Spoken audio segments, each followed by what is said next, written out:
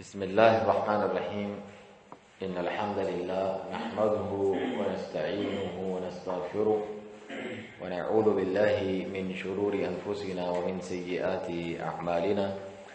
من يهده الله فلا مضل له ومن يضلل فلا هادي له وأشهد أن لا إله إلا الله وحده لا شريك له وأشهد أن محمدا عبده ورسوله أما بعد فإن خير الحديث كتاب الله وخير الهدي هدي محمد صلى الله عليه وسلم وشر الأمور محدثاتها فإن كل محدثة بدعة وكل بدعة ضلالة وكل ضلالة في النار۔ الحمدللہ اللہ سبحانہ تعالیٰ کے فضل و کرم، اس کے احسان اور توفیق سے ہماری یہ 3 روزہ جو کانفرنس تھی اس کا آج آخری درس ہے انشاءاللہ، جس کا عنوان سلفی عقیدہ اور منہج تھا، جس پر آپ نے تفصیل سے سنا کہ سلف اور سلفی کا کیا معنی ہے، کہ نبی کریم صلی اللہ علیہ وسلم کے جو صحابہ کرام ہیں جنہوں نے قرآن و سنت کو اپنے سامنے نازل ہوتے ہوئے دیکھا عملی طور پہ، ان کے طریقے پر چلا جائے، پھر ان سے جنہوں نے سیکھا، اپنے عقیدے میں، اپنی عبادات میں، اپنے معاملات میں، ہر چیزوں میں، خصوصاً اس تعلق سے جو نئے نئے کام،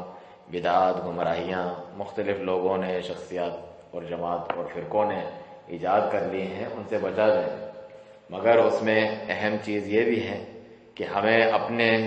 نیک اعمال اور گناہوں سے بچنا، اللہ نے جو چیزیں فرض آپ پہ قرار دی ہیں انہیں ادا کرنا، نوافل کے ذریعے سے اللہ کا تقرب و اختیار کرنا، یہ بھی ضروری ہے۔ اچھے اور اعلیٰ اخلاق اپنانا، والدین کے حقوق، اولاد کے، پڑوسی کے، شوہر بیوی کے، جتنے بھی حقوق ہیں، قرآن کے حقوق، عوام کے، رعایا کے، ان سب کا خیال رکھنا، یہاں تک کہ جانوروں کے اور غیر مسلموں کے، کافروں کے حقوق، ان سب کا کتاب و سنت میں ذکر ہے۔ ان کو ہم الگ اور جدا جدا نہیں کرتے۔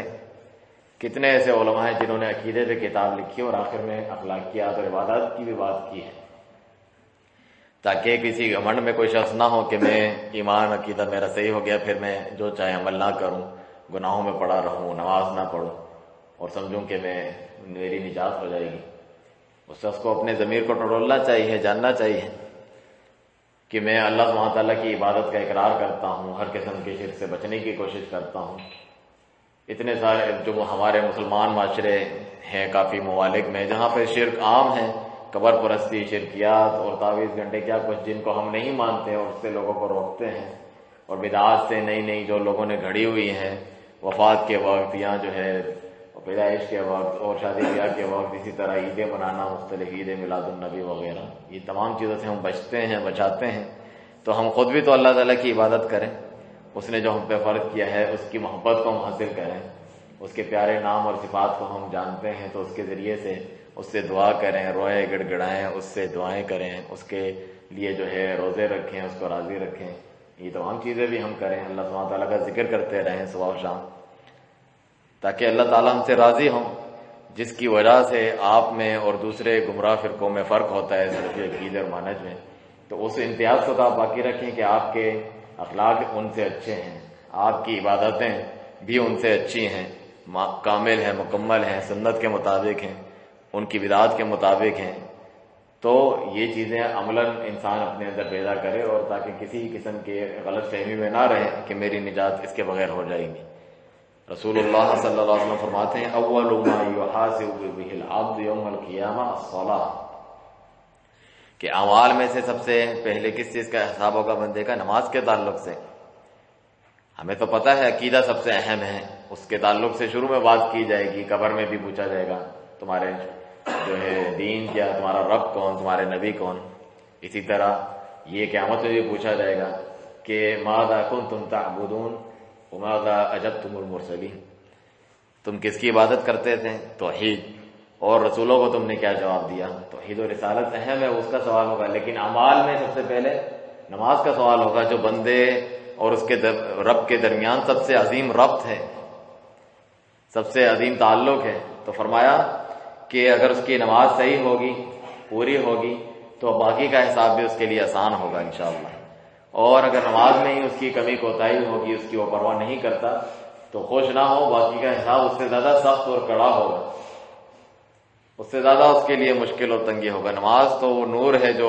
قیامت میں جنت کی طرف اس کی رہنمائی کرے گا اور ہر قسم کے عذاب شدتوں سے اسے ادھر بھی بچائے گا، قبر کے عذاب سے بھی بچائے گا۔ آپ کے اعمال ہی تو آپ کے کام آئیں گے، جس میں سے سب سے افضل نماز ہے۔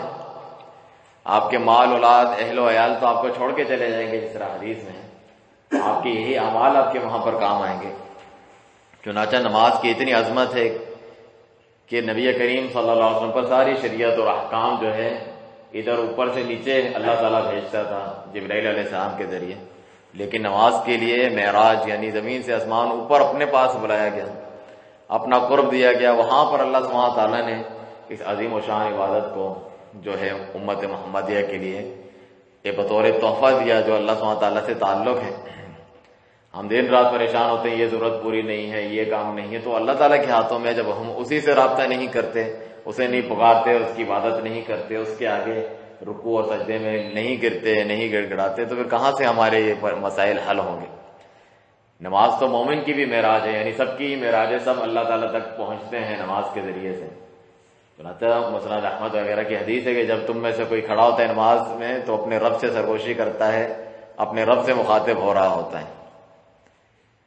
تو ہم پہ اتنا بڑا احسان کہ 50 نمازیں فرض کی گئیں، پھر کم کراتے کراتے جو نبی رحمت ہیں صلی اللہ علیہ وسلم کے امت پہ مشقت ہوگی 5 کر دی،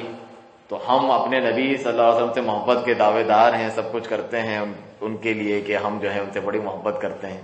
اور کوئی ان کے شان میں گستاخی کرے بڑا ہمیں غیظ و غضب اور غصہ آتا ہے۔ تو ان کی جو ہے ہم اتنی سی بھی لاج نہیں رکھ سکتے کہ میری امت 5 نمازیں بھی نہیں پڑھ سکے گی،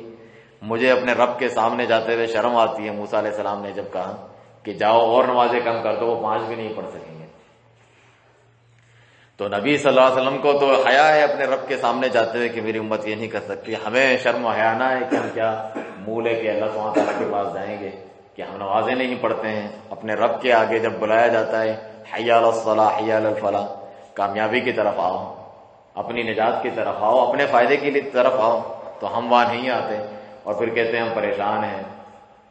جب جمعے کی نماز کے لیے پکارا جاتا ہے اذا نودی للصلاۃ من یوم الجمعۃ فاسعوا الی ذکر اللہ وذروا البیع، کاروبار تجارت کھیل تماشے چھوڑ دو، جمعے کی نماز کے لیے آؤ۔ جس رب کے پاس آ رہے ہو وہی تو تمہیں رزق دیتا ہے، جس کی وجہ سے تم وہاں رزق کما رہے ہو اور اس رب کو چھوڑا ہوا ہے۔ اسی لیے اس آیت کے آخر میں فرمایا واللہ خیر الرازقین، اللہ کے پاس جو ہے وہ تجارت سے کھیل تماشے سے بہتر ہے، واللہ خیر الرازقین، اور اللہ سبحانہ تعالیٰ سب سے بہترین رزق دینے والا ہے۔ نماز پڑھنے سے آپ کی دکانداری، آپ کا کاروبار، آپ کی یہ چیزیں، آپ کے شغل ختم نہیں ہو جائیں گے کہ آپ کے رزق میں کوئی کمی ہو، بلکہ اس میں اضافہ اور برکت ہوگی۔ جس طرح اللہ تعالیٰ فرماتا ہے وَأْمُرْ أَهْلَكَ بِالصَّلَاةِ وَاصْطَبِرْ عَلَيْهَا، اپنے خود بھی نماز پڑھو، اپنے گھر والوں کو بھی نماز پڑھنے کا حکم دو اور اس پر جمے رہو۔ کچھ دن پڑھی، صرف سفر میں پڑھی، مہمانوں کے آنے پر دکھانے کے لیے پڑھی، رمضان میں پڑھی پھر پڑھی ہی نہیں، یا کبھی جمعے کے جمعے چلے گئے، عید کے عید چلے گئے، نہیں، وَاصْطَبِرْ عَلَيْهَا، اسی کو پڑھتے رہو مکمل آخر تک۔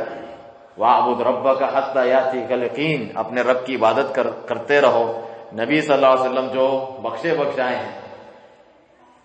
ان کے بارے میں کہ اپنے رب کی عبادت کرتے رہو، آپ پر بھی معاف نہیں ہے آخری وقت تک، جہاں تک کہ آپ کو یعنی موت آ جائے۔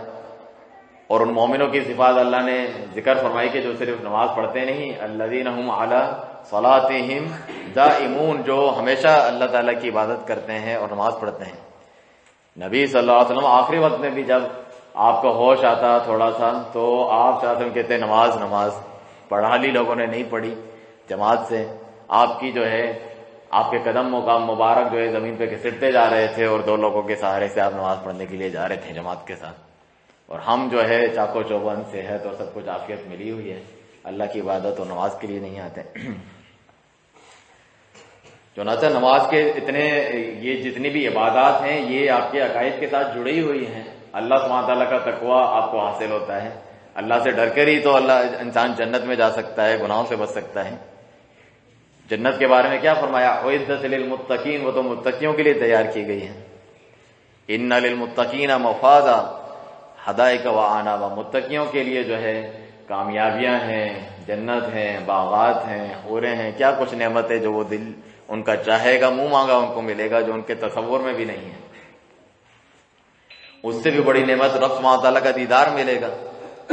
حدیث میں کہ جو پابندی کرتا ہے اندھیروں والی نماز کی، صبح فجر کی، عشاء کی جماعت سے جا کے پڑھتا ہے، وہ رب سبحانہ تعالیٰ کا دیدار کریں گے اس دن جب وحشت ہوگی، ان کو اس سے بچا لیا جائے گا۔ تو جو یہ چاہتا ہے کہ اس پر غالب نہ آئے اس کا کوئی بھی کام، کھیل کود، کاروبار، بیوی بچے، عصر کی نماز میں جو کہ اتنی اہم ہے، اور جو ہے فجر کی جو منافقوں پہ بھاری ہے، عشاء کی نماز، ان کے لیے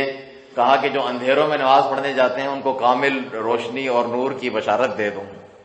اور جو عصر کی نماز پڑھتا ہے کأنما وطر مالو واہلو، اس کا اہل و عیال مال سب لٹ گیا،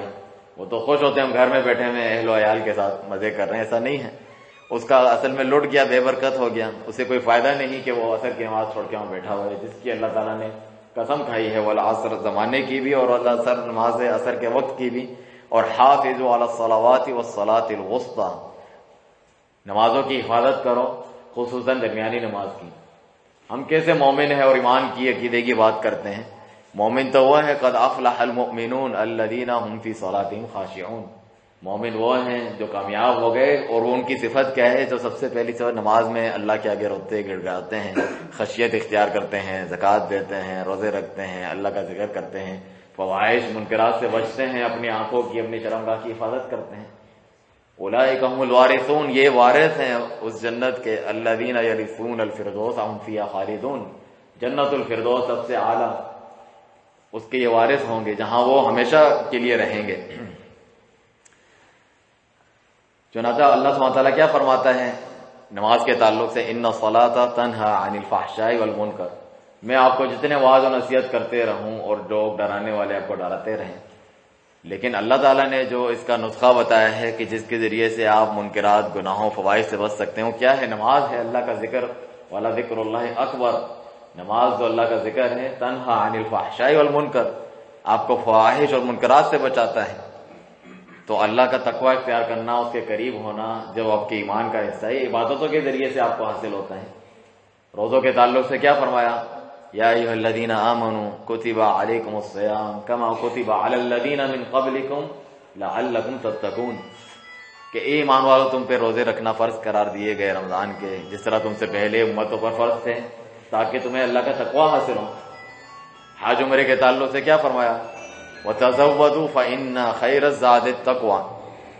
جب تم حج عمرے کے سفر کے لیے جاؤ تو اپنا زاد راہ، راستے کا سامان لے لیا کرو کھانے پینے کا، وَخَيْرُ الزَّادِ التَّقْوَىٰ، لیکن بہترین سامان کیا ہے جو انسان کے پاس ہونا چاہیے؟ اللہ کا تقوی، اس کا ڈر۔ اس میں بھی اللہ تعالیٰ کا ڈر یاد دلایا گیا، حج و عمرے کا اور عبادت کا سفر کیوں نہ ہو۔ اور زکوٰۃ کے تعلق سے یا صدقات کے تعلق سے کیا فرمایا؟ کہ کوئی بھی شخص جو ہے اپنے صدقے کے سائے میں ہوگا قیامت کے دن، جب کوئی سایہ نہیں ہوگا، یوم لا ظل الا ظلہ، جس دن اللہ کے عرش کے سائے کے سوا کوئی سایہ نہیں ہوگا، 50,000 سال کا دن، سورج اتنا قریب، انسان اپنے گناہوں کے بقدر پسینے میں ڈوبا ہوا ہوگا، تو اس کو کتنی ضرورت ہے کہ ہمیں چھاؤں نصیب ہو۔ تو جو خوش نصیب لوگ اللہ کے عرش کے سائے میں گئے، ان میں سے یہ شخص بھی ہوگا۔ وہ تو ایسا شخص ہے کہ اپنے ایک ہاتھ سے صدقہ دیتا ہے، دوسرے ہاتھ کو معلوم بھی نہیں چلتا ہے کہ کیا دیا ہے، اتنا اخلاص سے، چھپا کے، ریاکاری سے بچتے ہوئے وہ اللہ تعالیٰ کی راہ میں دیتا ہے۔ کیوں؟ وہ اللہ تعالیٰ سے ڈرتا ہے۔ الذی یؤتی مالہ، جو اپنا مال اللہ تعالیٰ کی راہ میں دیتا ہے، وما لأحد من عنده نعمۃ تجزی، اللہ کو اللہ کی راہ میں مال دیتا ہے اور اس کے اوپر کسی کا کوئی احسان نہیں ہے جس کا وہ بدلہ چکا رہے، صرف الا ابتغاء وجہ ربہ الاعلی ولسوف یرضی، اپنے اعلیٰ رب کے وجہ، اس کے چہرے کی چاہت میں، اس کے دیدار کے لیے وہ خرچ کرتا ہے، اور وہ عنقریب اس سے راضی ہو جائے گا۔ اور جو زکوٰۃ نہیں دیتے ہیں اپنے مال کی، الذین یکنزون الذهب والفضة ولا ينفقونها فی سبیل اللہ، جو سونے چاندی کے ڈھیر جمع کر کے رکھتے ہیں، اللہ کی راہ میں انہیں لٹاتے نہیں، خرچ نہیں کرتے ہیں، تو ان لوگوں کے لیے کتنا شدید عذاب اللہ سبحانہ تعالیٰ نے قرآن میں ذکر کیا ہے۔ یوم یحمى علیہم نار جہنم، جس دن جہنم کی آگ میں تپا کر ان کے اسی سونے چاندیوں کو تپایا جائے گا، فتقوی بها جباہہم وجنوبہم وظہورہم، ان کے کمر پہ جو نازک جگہیں انسان کے جسم کی، سردی کے موسم میں تھوڑا سا پانی گر جائے مچھل جاتے ہیں، تو تھوڑی سی جو ہے نوک لگ جائے گا، کانٹا لگ جائے ان نازک جگہوں پہ، ان کے پہلوؤں پر، ان کے کمر پہ، پشتوں پر، ان کے چہروں پر، ان جگہوں پر ان کو داغا جائے گا اس کے ذریعے سے۔ جو جانوروں کی زکات نہیں دیتا وہ اسے کچلتے رہیں گے اپنے پیروں تلے، رونتے رہیں گے۔ تو کتنے شدید وعید ہے اس تعلق سے، جبکہ ان کو ادا کرنے میں ہمارا ہی فائدہ ہے۔ اللہ سے ہمیشہ انسان رابطے میں رہتا ہے، اس کے گناہ معاف ہوتے ہیں، اس کے تقوی میں اضافہ ہوتا ہے، اس کی طہارت میں اضافہ ہوتا ہے، اس کے کام آسان ہو جاتے ہیں۔ رسول اللہ صلی اللہ علیہ وسلم نے فرمایا کہ ایک نماز سے دوسری نماز، والجمعۃ الی الجمعہ، ایک جمعے سے دوسرے جمعے جو نمازوں کی پابندی کرتا رہتا ہے، وہ مکفراتم، یا ایک رمضان سے دوسرے رمضان جو روزے رکھتا ہے، وہ مکفراتم فیما بینہن، وہ گناہوں کا کفارہ بن جاتے ہیں جو کچھ ان کے درمیان ہے۔ یعنی گناہوں کی صفائی چلتی رہتی ہے سارے دن، اس کی دھلائی اور صفائی چلتی رہتی ہے، اپنے جسم کی صفائی کا، اپنے جو ہے چہرے کی، اپنے دانتوں، مختلف چیزوں کی صفائی کا ہم بڑا خیال رکھتے ہیں۔ ڈاکٹر نے بتایا سونے سے پہلے بھی برش کرو، اٹھ کے بھی فلانا کرو تو تمہاری صحت صحیح ہوگی، اس والے صابن سے ہاتھ دھو، جراثیم کا خاتمہ اور پتہ نہیں کیا کچھ۔ اور جب انسان کے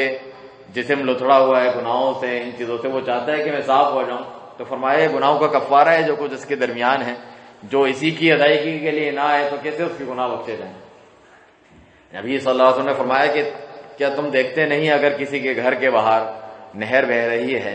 اور وہ 5 ٹائم ادھر جا کے غسل کرتا ہے تو اس کے جسم میں ادران یعنی گندگی میں سے کوئی چیز باقی رہ جائے گی؟ کہا نہیں، ایک دفعہ نہانے سے انسان صاف ہو جاتا ہے، 5 مرتبہ روزانہ نہاتا ہے، کچھ باقی نہیں رہ جائے گا۔ تو فرمایا یہی 5 وقتہ نمازوں کی مثال ہے کہ جو انہیں ادا کرتا ہے اس کے گناہ اس کے ذریعے سے بخش دیے جاتے ہیں۔ اور اسے کوشش کریں جماعت سے آ کے پڑھنے کی، یہ ضروری اور واجب ہے مردوں کے اوپر جس کے پاس کوئی عذر نہیں۔ فرمایا جو اذان سنے آ کر نماز مسجد میں نہ پڑھے اس کی نماز ہی نہیں اس کے گھر میں، سوائے عذر کے، یا مثلاً بیماری ہے، راستے میں کوئی خوف ہے، بارش ہے، اس قسم کی چیزوں کی وجہ سے۔ ایک نابینا صحابی تک کو آپ صلی اللہ علیہ وسلم نے عذر نہیں دیا کہ اگر تم آ سکتے ہو، راستے میں اذان سنتے ہو، تو وہ بھی آتے تھے، اس سے پیچھے کوئی نہیں رہتا تھا۔ اور اس کے فضائل بھی بتائے کہ یہ اکیلے نماز پڑھنے سے 25 بلکہ 27 گنا زیادہ افضل ہے تمہارے اپنے دکان پر نماز پڑھنے یا اپنے گھر پہ نماز پڑھنے سے، مسجد میں آ کے مسلمانوں کی جماعت سے مل کر اور اللہ تعالیٰ کے ساتھ وقوموا للہ قانتین، اللہ کے سامنے کھڑے ہونے والوں کے ساتھ کھڑے ہو جاؤ، وارکعوا مع الراکعین، قرآن میں رکوع کرنے والوں کے ساتھ رکوع کرو۔ اسی کے ذریعے سے امت میں جو ہے، جو ہم اور اتحاد کی بات کرتے ہیں، تفرقے بازی اور فلانا جو عقیدے کی ہم بحث کرتے ہیں، بدعات کا رد کرتے ہیں، تو یہاں پر تو مسلمان آئے متحد ہوں، وہ اس چیز سیکھتے ہیں کہ کس طرح اطاعت کی جاتی ہے اپنے امام کی، اپنے امیر کی، اس کے آگے اب نہیں ہوا جاتا رکوع سجدے کسی چیز میں، کتنا ڈسپلن اور تہذیب سکھائی جاتی ہے مسلمانوں کو، پاکی اور طہارت سکھائی جاتی ہے کہ جو وضو کر کے بغیر تمہاری نماز قبول نہیں، اور وضو کے الگ فضائل کے، اس سے تمہارے گناہ جھڑ جاتے ہیں، ہاتھ دھونے سے ہاتھ کے گناہ، چہرے کے گناہ، پیر کے گناہ، ساری چیزیں دور ہو جاتی ہیں۔ تو کتنا پاک صاف ہو کر وہ اللہ تعالیٰ کے دربار میں آتا ہے، پھر وہ جو اپنے رب سے مانگے گا اسے نہیں ملے گا، ضرور اسے دیا جائے گا۔ چنانچہ اس بارے میں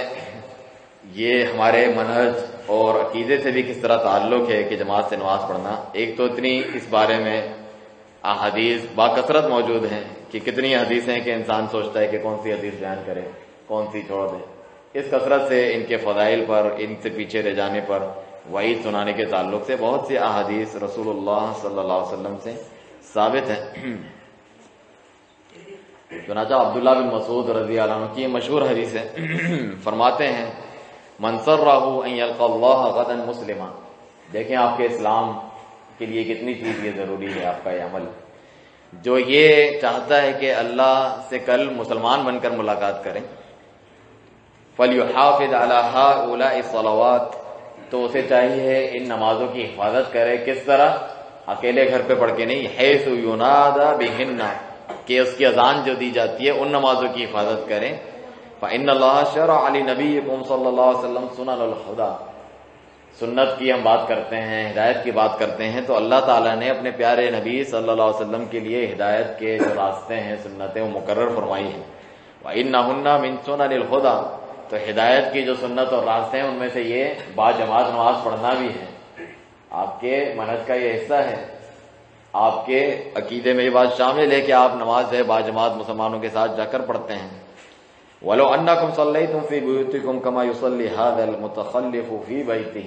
اگر آپ بھی اسی طرح اپنے گھروں پہ پیچھے نماز پڑھتے رہیں، جس طرح فلاں شخص کو کہا کہ یہ پیچھے رہ کر نماز پڑھ رہے ہیں، جماعت سے آ کے اس نے نماز نہیں پڑھی ہے، لَتَرَکْتُمْ سُنَّتَ نَبِيِّكُمْ، تو ضرور تم اپنے پیارے نبی صلی اللہ علیہ وسلم کی سنت کو چھوڑ دو گے۔ باقی چیزوں میں آپ سنت بدعت کی بات کریں اور یہ اہم ترین سنت جماعت سے آ کے نماز پڑھنا، اس کی آپ پرواہ نہ کریں، یہ کیسے ہو سکتا ہے؟ تم اپنے پیارے نبی کی سنت چھوڑ دو گے۔ وَلَوْ تَرَکْتُمْ سُنَّتَ نَبِيِّكُمْ لَضَلَلْتُمْ،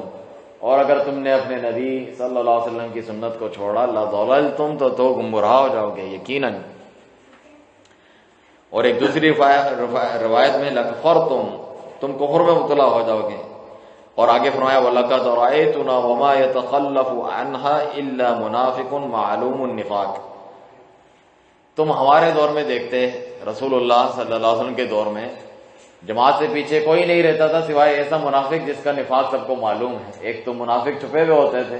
انہیں بھی جان بچانے کے لیے نماز پڑھنے کے لیے آنا پڑتا تھا۔ وَإِذَا قَامُوا إِلَى الصَّلَاةِ قَامُوا كُسَالَىٰ، اللہ فرماتا ہے نماز پر آتے ہیں بے دلی سے آتے ہیں، سست لوگوں کی طرح سے آتے ہیں۔ وَلَا يَذْكُرُونَ اللَّهَ إِلَّا قَلِيلًا، بہت کم اللہ کو یاد کرتے ہیں۔ تو منافقین ایسے بھی آتے تھے،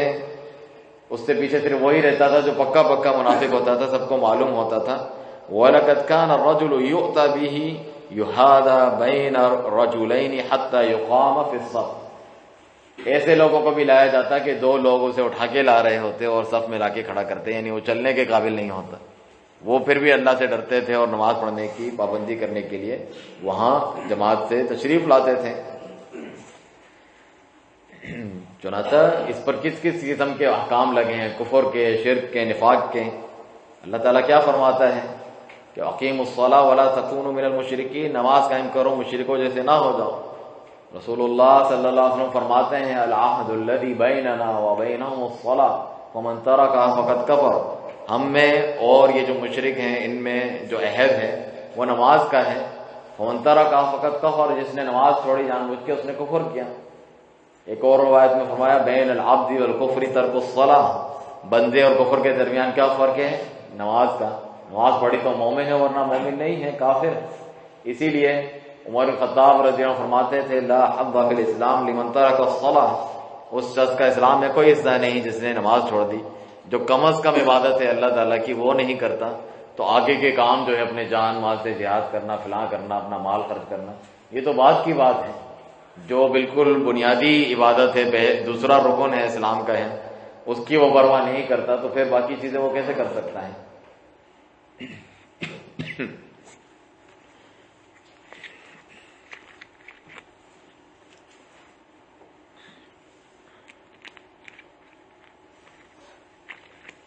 اللہ سبحانہ تعالیٰ کافروں کے خلاف جو ہم جہاد کی بات کرتے ہیں اس کے تعلق سے فرماتا ہے کہ ان سے لڑتے رہو، یہاں تک کہ فَإِن تَابُوا وَأَقَامُوا الصَّلَاةَ وَآتُوا الزَّكَاةَ فَخَلُّوا سَبِيلَهُمْ فَإِخْوَانُكُمْ فِي الدِّينِ، اگر وہ توبہ کریں، ایمان لائیں گے، پھر نماز قائم کریں گے، زکوٰۃ دیں گے، تو وہ تمہارے دین میں بھائی ہیں، تو ان کا راستہ چھوڑو ورنہ ان کا راستہ نہ چھوڑو، پھر بھی ان سے لڑتے رہو۔ رسول اللہ صلی اللہ علیہ وسلم نے یہ فرمایا کہ امرت ان اقاتل الناس، مجھے حکم دیا گیا ہے لوگوں سے قتال، جہاد کرنے کا، یہاں تک کہ وہ لا الہ الا اللہ کی گواہی دیں، واقام الصلاۃ، اور نماز قائم کریں اور زکوٰۃ دیں۔ اسی لیے ابو بکر صدیق رضی اللہ عنہ نے اپنے دور حکومت میں جب بعض لوگوں نے زکوٰۃ دینے سے انکار کیا تو انہوں نے ان کے خلاف قتال کیا، جہاد کیا، صحابہ نے بھی آپ کا ساتھ دیا، کسی نے مخالفت نہیں کی، اور کہا میں ضرور ان سے لڑوں گا جو من فرق بین الصلاۃ والزکوٰۃ، جو نماز اور زکوٰۃ میں فرق کرے، کہ نماز تو ٹھیک ہے ہم پڑھ لیں گے، زکوٰۃ کوئی فرض نہیں ہے، صرف نبی صلی اللہ علیہ وسلم کو دینی تھی، اب وہ چلے گئے ہیں تو ہم زکوٰۃ نہیں دیں گے۔ تو اس طرح یہ صحابہ کرام کے منہج میں یہ بات شامل ہے، آپ کی عبادات کا اس سے گہرا تعلق ہے۔ اور رسول اللہ صلی اللہ علیہ وسلم نے شدید وعید سنائی کہ میرا دل کرتا ہے کہ جو لوگ باجماعت نماز سے پیچھے رہتے ہیں، میں اذان کا حکم دوں اذان کہی جائے، میں اقامت کا حکم دوں نماز کی اقامت کہی جائے، پھر میں کسی اور کو جماعت کرانے کے لیے کھڑا کروں، پیچھے کچھ ساتھیوں کو لے کے لکڑیاں لے کر ایسے لوگوں کے گھروں پہ جاؤں اور ان کو آگ سے جلا دوں۔ ہمیں باتیں بڑی کرنے آتی ہیں، مسلمانوں پہ ظلم ہو رہا ہے، بچوں عورتوں پہ ظلم ہو رہا ہے، مردوں پہ، فلسطین میں اللہ تعالیٰ ان کے لیے آسانی کرے، غزہ میں ان کو کافروں کے تسلط سے، ان کے ظلم و ستم سے نجات دیں، مسلمانوں کو اپنے دین پر عمل کر کے اس اللہ تعالیٰ کی مدد و نصرت کا مستحق بنائیں۔ لیکن آگ جل رہی ہے، میزائل پھٹ رہے ہیں، بم دھماکے ہو رہے ہیں، اس کی تو پرواہ ہے، اور ہم سمجھتے ہیں ہمارے اندر بڑا اسلام کا جذبہ ہے، باہر نکلنا، جلسے جلوس دھرنے، چیخنا چلانا، بائیکاٹ کرنا پیپسی کا فلانے کا، یہ تو آتا ہے ہمیں. لیکن نبی کریم صلی اللہ علیہ وسلم آپ لوگوں کے بارے میں فرماتے ہیں، ان لوگوں کے جو مسلمان کے علاقے پیچھے اذان ہوتی ہے جماعت سے پڑھنے نہیں آتے، میں خود یہودی لوگ کیا دھماکے اور بم پھاڑیں گے، میں جا کر ان کے گھروں کو آگ لگا دوں، میں جا کر ان کے گھروں کو آگ لگا دوں، لکڑی سے لکڑیاں رکھ کر، اور ان کے گھر کو اڑا دوں جس طرح آگ سے اڑا دیا جاتا ہے. اگر وہ وہاں پر عورتیں اور بچے نہ ہوں، یعنی ان کے اوپر تو جماعت سے نماز پڑھنا فرض نہیں ہے، اس وجہ سے میں یہ نہیں کرتا. تو کتنی شدید وعید ہے. یہ دعویٰ کر سکتے ہیں ہم جو ہے ہمیں اسلام کا جذبہ ہے، مسلمانوں کے مرنے کا جذبہ ہے، جو جن کو نماز کی پرواہ نہیں ہے اپنی، اور یہ لوگ دعویٰ کر سکتے ہیں کہ انہیں پیارے رسول صلی اللہ علیہ وسلم سے محبت ہے، جو کہتے ہیں کہ میں ایسے لوگوں کے گھروں کو جا کے جلا دوں گی جو اذان سن کر بھی نماز با جماعت پڑھنے کے لیے نہیں آتے.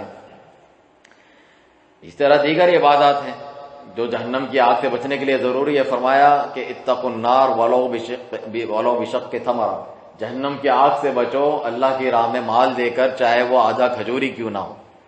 2 پیسے دیتے ہوئے انسان جو ہے بخیلی کرتا ہے، کنجوسی، جان جا رہی ہوتی ہے، چمڑی جائے دمڑی نہیں جائے، اس طرح کہتے ہیں. اللہ کی راہ میں دینے سے تو وہ بڑھ جاتا ہے. رسول اللہ صلی اللہ علیہ وسلم فرمایا کہ ایک کھجور بھی جو اللہ کی راہ میں دیتا ہے اخلاص کے ساتھ، اللہ تعالیٰ اس کو پال پوس کے، جس طرح تم بچے کو، جانور کے بچے کو پال پوس کے بڑا کرتے ہو، کتنی دیکھ بھال کرتے ہو، قیامت کے دن آئے گا بہت بڑا پہاڑ، بہت پہاڑ سے بھی بڑا اس کو دکھے گا، جو کہ اتنی سی کھجور دی تھی، اخلاص سے دیے ہوئے صدقہ خیرات کی. یہ اہمیت ہے اللہ تعالیٰ کے نزدیک. آپ کی جو ہے اللہ تعالیٰ کی طرف سے آپ کی حفاظت ہوتی ہے، اللہ کے غضب کو وہ بجھا دیتا ہے جو صدقہ اللہ تعالیٰ کی راہ میں دیا جاتا ہے. مصائب اور پریشانیوں سے انسان بچتا ہے. اور اللہ تعالیٰ کا ذکر بھی کتنی بڑی اور عظیم چیز ہے. ہم گانے بجانے، فضول یوٹیوب اور کلپ اور آگے پیچھے بیٹھ کے گھنٹوں گھنٹوں اس پہ لگا دیتے ہیں، اپنے اخلاق خراب کرتے ہیں، اپنے نظروں کی حفاظت نہیں کرتے، نماز کی پرواہ نہیں کرتے، جبکہ اللہ کا ذکر آپ کی حفاظت ہے، آپ کا قلعہ ہے جو اس میں آپ بچ جاتے ہیں. اس کو حصن المسلم کہا جاتا ہے. مسلمان کا ایک قلعہ ہے جس کے اندر وہ بچ جاتا ہے شیطان سے، بد نظری سے، حسد، بغض، جادو، کینہ اور حادثاتی موت اور مختلف چیزیں، لٹ جانا، چوری چکاری، اپنے مال جان کا، عزت کے نقصان سے بچ جاتا ہے. اسی کے لیے تو ہم پریشان ہوتے ہیں، سیکیورٹی رکھتے ہیں، کیمرے رکھتے ہیں، گارڈ کو پیسے دیتے ہیں، پریشان ہوتے ہیں، حکومت کو برا بھلا کہتے ہیں، بد امنی ہر جگہ وغیرہ. جب اللہ تعالیٰ نے بتایا ہے کہ صبح شام یہ چیزیں پڑھو جو نبی صلی اللہ علیہ وسلم نے کر کے بتلائی ہیں، تمہاری حفاظت ہوگی ان تمام چیزوں سے، حسد سے، بد نظری سے، شیطان سے، انسانوں کی طرف سے پہنچائے جانے والے نقصانات سے، اس کی ہم پرواہ نہ کریں اور پھر کہیں ہم پریشان ہیں، ہم ٹینشن میں ہیں، ہمیں یہ بیماری ہے، ہمیں وہ چیز ہے. چنانچہ بہت سے ایسے اذکار ہیں جیسا کہ بسم اللہ الذی لا یضر مع اسمہ شیء فی الارض ولا فی السماء وهو السمیع العلیم. اللہ کے نام سے میں پناہ طلب کرتا ہوں کہ جس کے نام کی وجہ سے زمین و آسمان میں کوئی بھی چیز نقصان نہیں پہنچا سکتی، ہر چیز کو سنتا اور دیکھتا ہے.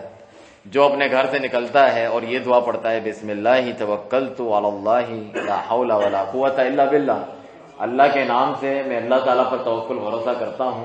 نہ میں کوئی خیر کر سکتا ہوں اللہ کی توفیق کے بغیر، نہ برائی اور گناہوں سے کسی بھی چیز سے نقصان سے بچ سکتا ہوں اللہ کی مدد کے بغیر. تو اسے کہا جاتا ہے اللہ کی طرف سے کہ تجھے کافی ہو چکا، یعنی اللہ تیری حفاظت کرے گا، تجھے بچائے گا. اسی طرح نماز سے فجر جو پڑھتا ہے وہ فی ذمۃ اللہ، اللہ تعالیٰ کے ذمے پر ہے، سارے دن اللہ نے اس کی حفاظت کا ذمہ لے لیا ہے. ہم کتنے خوش ہوتے ہیں، میں نے انشورنس کمپنی سے ٹریکر لگایا ہوا ہے، گاڑی میری جلے بھی جائے مجھے کوئی غم نہیں ہے، مجھے سارے پیسے مل جائیں گے، میری گاڑی واپس مل جائے گی. اتنا اس پہ بھروسہ ہے جتنا اپنے رب سبحانہ تعالیٰ کی گارنٹی کے اوپر آپ کو بھروسہ نہیں ہے کہ جس نے فجر کی نماز پڑھی جماعت کے ساتھ وہ فہو فی ذمۃ اللہ،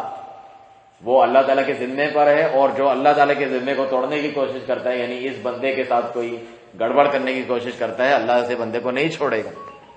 تو وہ اللہ تعالیٰ سے جو ہے ٹکر لے رہا ہوتا ہے. تو ہم کیوں اللہ تعالیٰ کے ذمہ لے کر باہر نہ نکلیں کہ اللہ سبحانہ تعالیٰ ہماری حفاظت کرے. چنانچہ آیت الکرسی ہے، معوذات ہے، قل هو اللہ احد، قل اعوذ برب الفلق، قل اعوذ برب الناس، جو یہ پڑھتا ہے کن چیزوں سے، ان کا معنی تو آپ پڑھیں، ہر چیز سے، ہر شر برائی سے اللہ سبحانہ تعالیٰ کی جانب سے حفاظت ہو جاتی ہے. اتنے یقین اور رسوخ سے صحابہ پڑھتے تھے، جو میں نے شروع میں حدیث بتائی آپ کو کہ کوئی چیز اسے نقصان نہیں پہنچا سکے گی. کسی نے اس صحابی کو دیکھا جو حدیث سنا رہے ہیں کہ ان کو تو فالج ہوا ہے، تو آپ کو کیسے ہو گیا اگر اللہ نے فرمایا ہے تو صبح پڑھے شام تک حفاظت، شام پڑھے صبح تک حفاظت؟ تو انہوں نے کہا اللہ کا فرمان سچا ہے، رسول اللہ صلی اللہ علیہ وسلم کی بات سچی ہے، میں اس دن پڑھنا بھول گیا۔ اللہ کی تقدیر غالب آتی ہے، جو چیز ہونے والی ہے ہو جاتی ہے، لیکن ان کے ذریعے سے ہم اللہ سبحانہ تعالیٰ کی حفاظت کرتے ہیں۔ نبی صلی اللہ علیہ وسلم نے تو یہ فرمایا کہ جو وہ گھر جو اللہ کی یاد کرتے ہیں، قرآن پڑھتے ہیں، ذکر کرتے ہیں، اس کی مثال، اور جہاں یہ چیزیں نہیں ہوتی وہ زندہ اور مردے کی جیسی مثال ہے، یہ تو مردہ خانہ ہے۔ اپنے گھروں کو فرمایا قبرستان نہ بناؤ، اس میں بھی نمازیں پڑھا کرو، نفل نمازیں، سنت نمازیں گھر میں پڑھا کرو، نہ مسجدوں میں قبریں بناؤ جس طرح بدعتی لوگ کرتے ہیں، اور نہ گھروں کو قبرستان بناؤ۔ تو ہم آدھا عقیدہ لے لیں سلفی کہ ہم اس کا تو رد کریں کہ مسجدوں میں جو ہے مزار قبریں وغیرہ نہ بناؤ، جو دوسرا حدیث کا ٹکڑا ہے اس پہ بھی تو عمل کریں۔ اپنے گھر میں سنتیں پڑھتے ہیں، سنتیں نوافل، تاکہ بچوں کو بھی ترغیب ہو، عورتیں بھی ہم سے سیکھیں، وہ بھی جانیں دینی احکام وغیرہ، انہیں بھی تو بچانا ہے ہمیں جہنم کی آگ سے۔ قوا انفسکم واہلیکم نارا، خود کو اور اپنے اہل و عیال کو جہنم کی آگ سے بچاؤ جس کا ایندھن انسان اور پتھر ہے۔ تو یہی اسی طریقے سے ہم بچا سکتے ہیں کہ ہم ان کو دین کا علم دیں، سیکھیں، سکھائیں۔ نبی صلی اللہ علیہ وسلم کا جو جمعے کی نماز سے پیچھے رہتے ہیں لوگ، ان کے تعلق سے فرمان ہے، فرمایا من ترک الجمعہ، جس نے جمعہ چھوڑا، ثلاث جمعات، 3 جمعے چھوڑے، تہاونا، سستی میں، کاہلی میں، تب اللہ علی قلبہ، اللہ تعالیٰ اس کے دل پہ مہر لگا دیتا ہے۔ جبکہ آپ سنتے ہیں قرآن میں اللہ تعالیٰ بار بار ذکر کرتا ہے کہ دل پہ مہر اللہ تعالیٰ کن لوگوں کے لگاتا ہے؟ منافقوں کے۔ اس کو منافقوں کی صفت قرار دی۔ جبھی ایک حدیث میں ہے کہ عشاء کی نماز اور فجر کی نماز کے جو فضائل اللہ تعالیٰ نے رکھے ہیں اگر لوگوں کو معلوم چل جائے تو اپنے کولے کے بل بھی جو ہے رگڑتے، اپنے گھٹنوں کے بل جس طرح بچہ چلتا ہے اس طریقے سے بھی وہ لوگ آئیں گے۔ اور منافقین پر سب سے بھاری نماز یہ نمازیں ہیں۔ یہ نمازیں کیوں ان پہ بھاری ہیں منافقوں پر؟ کیونکہ جو دن میں ہے ہر کوئی دیکھ رہا ہوتا ہے کہ یہ تو گھر سے نہیں نکلا، یہاں پر نہیں آیا، یہ تو منافق ہے، پکڑے جائیں گے، صحابہ کرام پہچان لیں گے۔ رات کے اندھیرے میں تو کوئی نہیں دیکھتا کہ کون گھر سے آیا، پرانے دور میں تو یہ لائٹیں بھی نہیں ہوتی تھیں، کون آیا ہے کون نہیں آیا، تو ہم کس کو دکھانے جائیں؟ نہیں جائیں گے، پتہ نہیں چلے گا فجر میں جائیں یا عشاء میں نہیں جائیں، وہ تو اتنے اندھیرے میں پڑھتے تھے پتہ بھی نہیں چلتا تھا۔ تو سب سے بھاری ان کے اوپر یہ نماز ہوتی ہے، اس سے بچ نکلنا ان کے لیے آسان ہوتا ہے۔ تو ہم تو مومنین ہیں، ایمان لانے والے، اللہ اور اس کے رسول کو ماننے والے، ہم یہ منافقوں والی صفت اپنے اندر لائیں؟ ہرگز بھی نہیں۔ اور دوسری روایت میں جمعہ کے تعلق سے رسول اللہ صلی اللہ علیہ وسلم نے فرمایا ممبر پہ چڑھ کے، لَيَنْتَهِيَنَّ أَقْوَامٌ عَنْ وَدْعِهِمُ الْجُمُعَاتِ، لوگوں کو چاہیے کہ جمعے چھوڑتے رہنے سے، جمعے کا ناغہ کرنے سے باز آ جائیں کہ جمعہ پڑھنے نہیں آتے۔ کیا ہوگا؟ أَوْ لَيُخْتَمَنَّ عَلَىٰ قُلُوبِهِمْ، پھر ان کے دلوں پر اللہ مہر لگا دے گا۔ ثُمَّ لَيُكْتَبُنَّ مِنَ الْغَافِلِينَ، پھر انہیں غافلوں میں سے کر لے گا۔ لَيَكُونَنَّ مِنَ الْغَافِلِينَ، وہ غافل لوگوں میں سے ہو جائیں گے، اللہ کی یاد سے جو غافل ہونے والے ہیں۔ رسول اللہ صلی اللہ علیہ وسلم جمعے کی نماز میں یہ تلاوت کرتے تھے، یا ایھا الذین آمنوا لا تلھکم اموالکم ولا اولادکم عن ذکر اللہ، اے ایمان والو دیکھنا تمہاری اولاد، تمہارا مال اللہ کی یاد سے تمہیں غافل نہ کر دے۔ ومن یفعل ذلک فاولئک هم الخاسرون، جس نے ایسی حرکت کی یہ خسارہ پانے والوں میں سے، یہ غافل لوگ ہیں جن کے اولاد مال ان کو اللہ کی یاد اور جمعے پڑھنے سے غافل کرتی ہیں۔ جمعے کے دن نبی صلی اللہ علیہ وسلم سورہ منافقون بھی پڑھتے تھے کہ دیکھ لو یہ منافقوں کی صفات ہیں، ایسے منافق بھی جو آئے ہوئے ہیں، سن رہے ہیں، جماعت میں موجود ہیں، یہ صفات تمہارے اندر موجود نہ ہو۔ ان میں سے یہ نمازوں میں سستی کرنا بھی ہے۔ اور مزید فرمایا رسول اللہ صلی اللہ علیہ وسلم نے صدقہ خیرات اور ان کے فضائل کے تعلق سے کہ اللہ کی راہ میں انسان یہ چیزیں خرچ کرے۔ فرمایا ما من شیء اثقل فی میزان المؤمن یوم القیامۃ، بلکہ حسن اخلاق کے تعلق سے معذرت، کہ جس طرح عبادات کی اہمیت میں نے آپ کے سامنے ذکر کی ہے، جتنی بھی عبادات ہیں، حج و عمرہ ہو، نماز، روزہ، صدقات، اللہ تعالیٰ کا ذکر کرنا، آپ کے پورے دن میں اس سے اندازہ کریں کہ کوئی برائی گناہ کرنے کی فرصت ہی باقی نہیں رہے گی۔ جب آپ اللہ تعالیٰ کی اطاعت فرمانداری میں زندگی گزاریں گے، کتنی ایسی چیزیں دنیا میں ہم خریدتے ہیں، ہم بناتے ہیں، ہم بتاتے ہیں اس کا یہ کام ہے، اگر اس کا جو کام ہم نے بتایا ہے اس کے علاوہ کوئی استعمال کرے گا تو ہماری ذمہ داری نہیں ہے، یہ چیز خراب ہو جائے گی، یہ ہو جائے گا، وہ ہو جائے گا۔ ہم بڑی احتیاط کرتے ہیں، اتنے پیسے خرچ کیے ہیں، مہنگی چیز ہے، اس کو اسی کام کے لیے استعمال کرو اور اسی طرح استعمال کرو جس کے لیے بنایا گیا ہے۔ انسان کو اللہ تعالیٰ نے وما خلقت الجن والانس الا لیعبدون اپنی عبادت کے لیے بنایا ہے، اور ہم اسی کو ادا نہ کریں سارے دن میں، تمہارا اللہ تعالیٰ کے لیے کیا حصہ ہے؟ اپنی خواہشات پوری کرنے اور تمام چیزوں کے لیے تمہارا حصہ ہے، اور اللہ تعالیٰ اتنا رحیم و کریم ہے، اس نے ان چیزوں سے روکا بھی نہیں ہے۔ کھاؤ پیو، اسراف نہ کرو، شادیاں کرو، بیوی بچے ہوں، سب کچھ کرو، کاروبار کرو، دوستوں میں بیٹھو، جو چیز کرو، لیکن اللہ تعالیٰ کی یاد سے غافل نہ ہو۔ جو چیزیں تم پر واجب قرار دی ہیں اللہ کے تعلق سے اور اس کے بندوں کے تعلق سے، انہیں ادا کرو۔ چنانچہ اخلاق اور لوگوں کے بندوں کے حقوق دینا وہ بھی ضروری ہے۔ ابھی اس سے پہلے والے درس میں آپ نے سنا کہ کتنے ایسے لوگ ہیں نماز روزے کی پابندی کرتے ہیں لیکن انسانوں کے ساتھ برا سلوک کرتے ہیں، اپنی زبان سے اپنی ہاتھ سے تکلیف پہنچاتے ہیں۔ نبی صلی اللہ علیہ وسلم نے تو مسلمان ہی اس کو قرار دیا، المسلم من سلم المسلمون من لسانه ويده، حقیقی مسلمان تو وہ ہے جس کی زبان سے اور اس کے ہاتھ سے دوسرے مسلمان محفوظ ہوں۔ جس کی زبان سے اس کے ہاتھوں سے محفوظ نہیں تو وہ اپنے اسلام کی خیر بنائے، اپنے ایمان کی خیر بنائے۔ مومن تو وہ ہے جو یحب لنفسه یحب لاخیہ ما یحب لنفسه، جو اپنے بھائی کے لیے پسند کرتا ہے وہی چیز وہ اپنے لیے بھی پسند کرتا ہے۔ جس طرح فتنوں والی حدیث میں یہ بات ذکر ہوئی کہ قیامت کے قریب فتنے ہوں گے، ایک سے بڑا ایک فتنہ ہوگا، تو ہم اس کو ذکر کرتے ہیں اپنے عقیدے میں کہ ان فتنوں سے بچنا چاہیے، سنت کو لازم پکڑنا چاہیے۔ اور اس حدیث میں یہ بھی ذکر ہے کہ جو کسی امام کی یعنی حکمران کی بیعت کرے، اس کو اپنے دل کا پھل دے، ایمانداری سے اس کی بیعت پوری کرے، یعنی اس کی خیر خواہی چاہے، اس کی خراب بغاوت نہ کرے، نہ لوگوں کو اکسائے، اس کی جو ہم عقیدے منہج میں بیان کرتے ہیں۔ اسی کے آگے یہ بھی تو بیان فرمایا کہ لوگوں کے پاس اس طرح ہے جس طرح وہ پسند کرتا ہے کہ لوگ میرے پاس ہیں۔ جو شکل و صورت اور نیت اور دل لے کر چاہتا ہوں کہ لوگ میرے پاس آئیں، بدنیتی دل میں نہ چھپائی ہو انہوں نے میرے خلاف، تو مجھے بھی چاہیے میں لوگوں سے ویسا معاملہ کروں۔ خود تو نیت بری ہو مجھے لوگوں کے تعلق سے کہ جب موقع ملے میں انہیں دھوکہ دوں، یا دل میں ہی میں نے کوئی دھوکہ چھپایا ہوا ہے، سامنے ہنس کھیل کر جو ہے اسے میں بیوقوف بنا رہا ہوں، اسے اپنی ہوشیاری سمجھتا ہوں، لوگوں سے میں نے چھپا لی۔ یستخفون من الناس ولا یستخفون من اللہ، لوگوں سے تو وہ چھپ کر یہ کام کر لیتے ہیں، اللہ تعالیٰ سے تو چھپے ہوئے نہیں ہیں۔ وہ ان کے ساتھ ہوتا ہے، دیکھ رہا ہوتا ہے، سن رہا ہوتا ہے۔ اس تعلق سے اللہ سبحانہ تعالیٰ سے کوئی چیز ڈھکی چھپی نہیں ہے، تو اپنے دل کو صاف رکھیں مومنوں کے تعلق سے۔ چنانچہ یہ سب سے اہم اور بھاری چیزیں ہیں آپ کے میزان حسنات میں۔ اللہ سبحانہ تعالیٰ نبی صلی اللہ علیہ وسلم نے اور اللہ تعالیٰ نے آپ کے عقیدے ایمان کے ساتھ بھی ان کو جوڑا ہے۔ جیسا کہ فرمایا من کان یؤمن باللہ والیوم الآخر، کس چیز کا ذکر ہے؟ ایمان کا۔ جو اللہ اور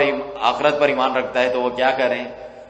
فلیقل خیرا او لیصمت، اچھی بات کریں یا خاموش رہیں۔ آپ کے اخلاق کا ذکر کیا اللہ پر ایمان کے ساتھ۔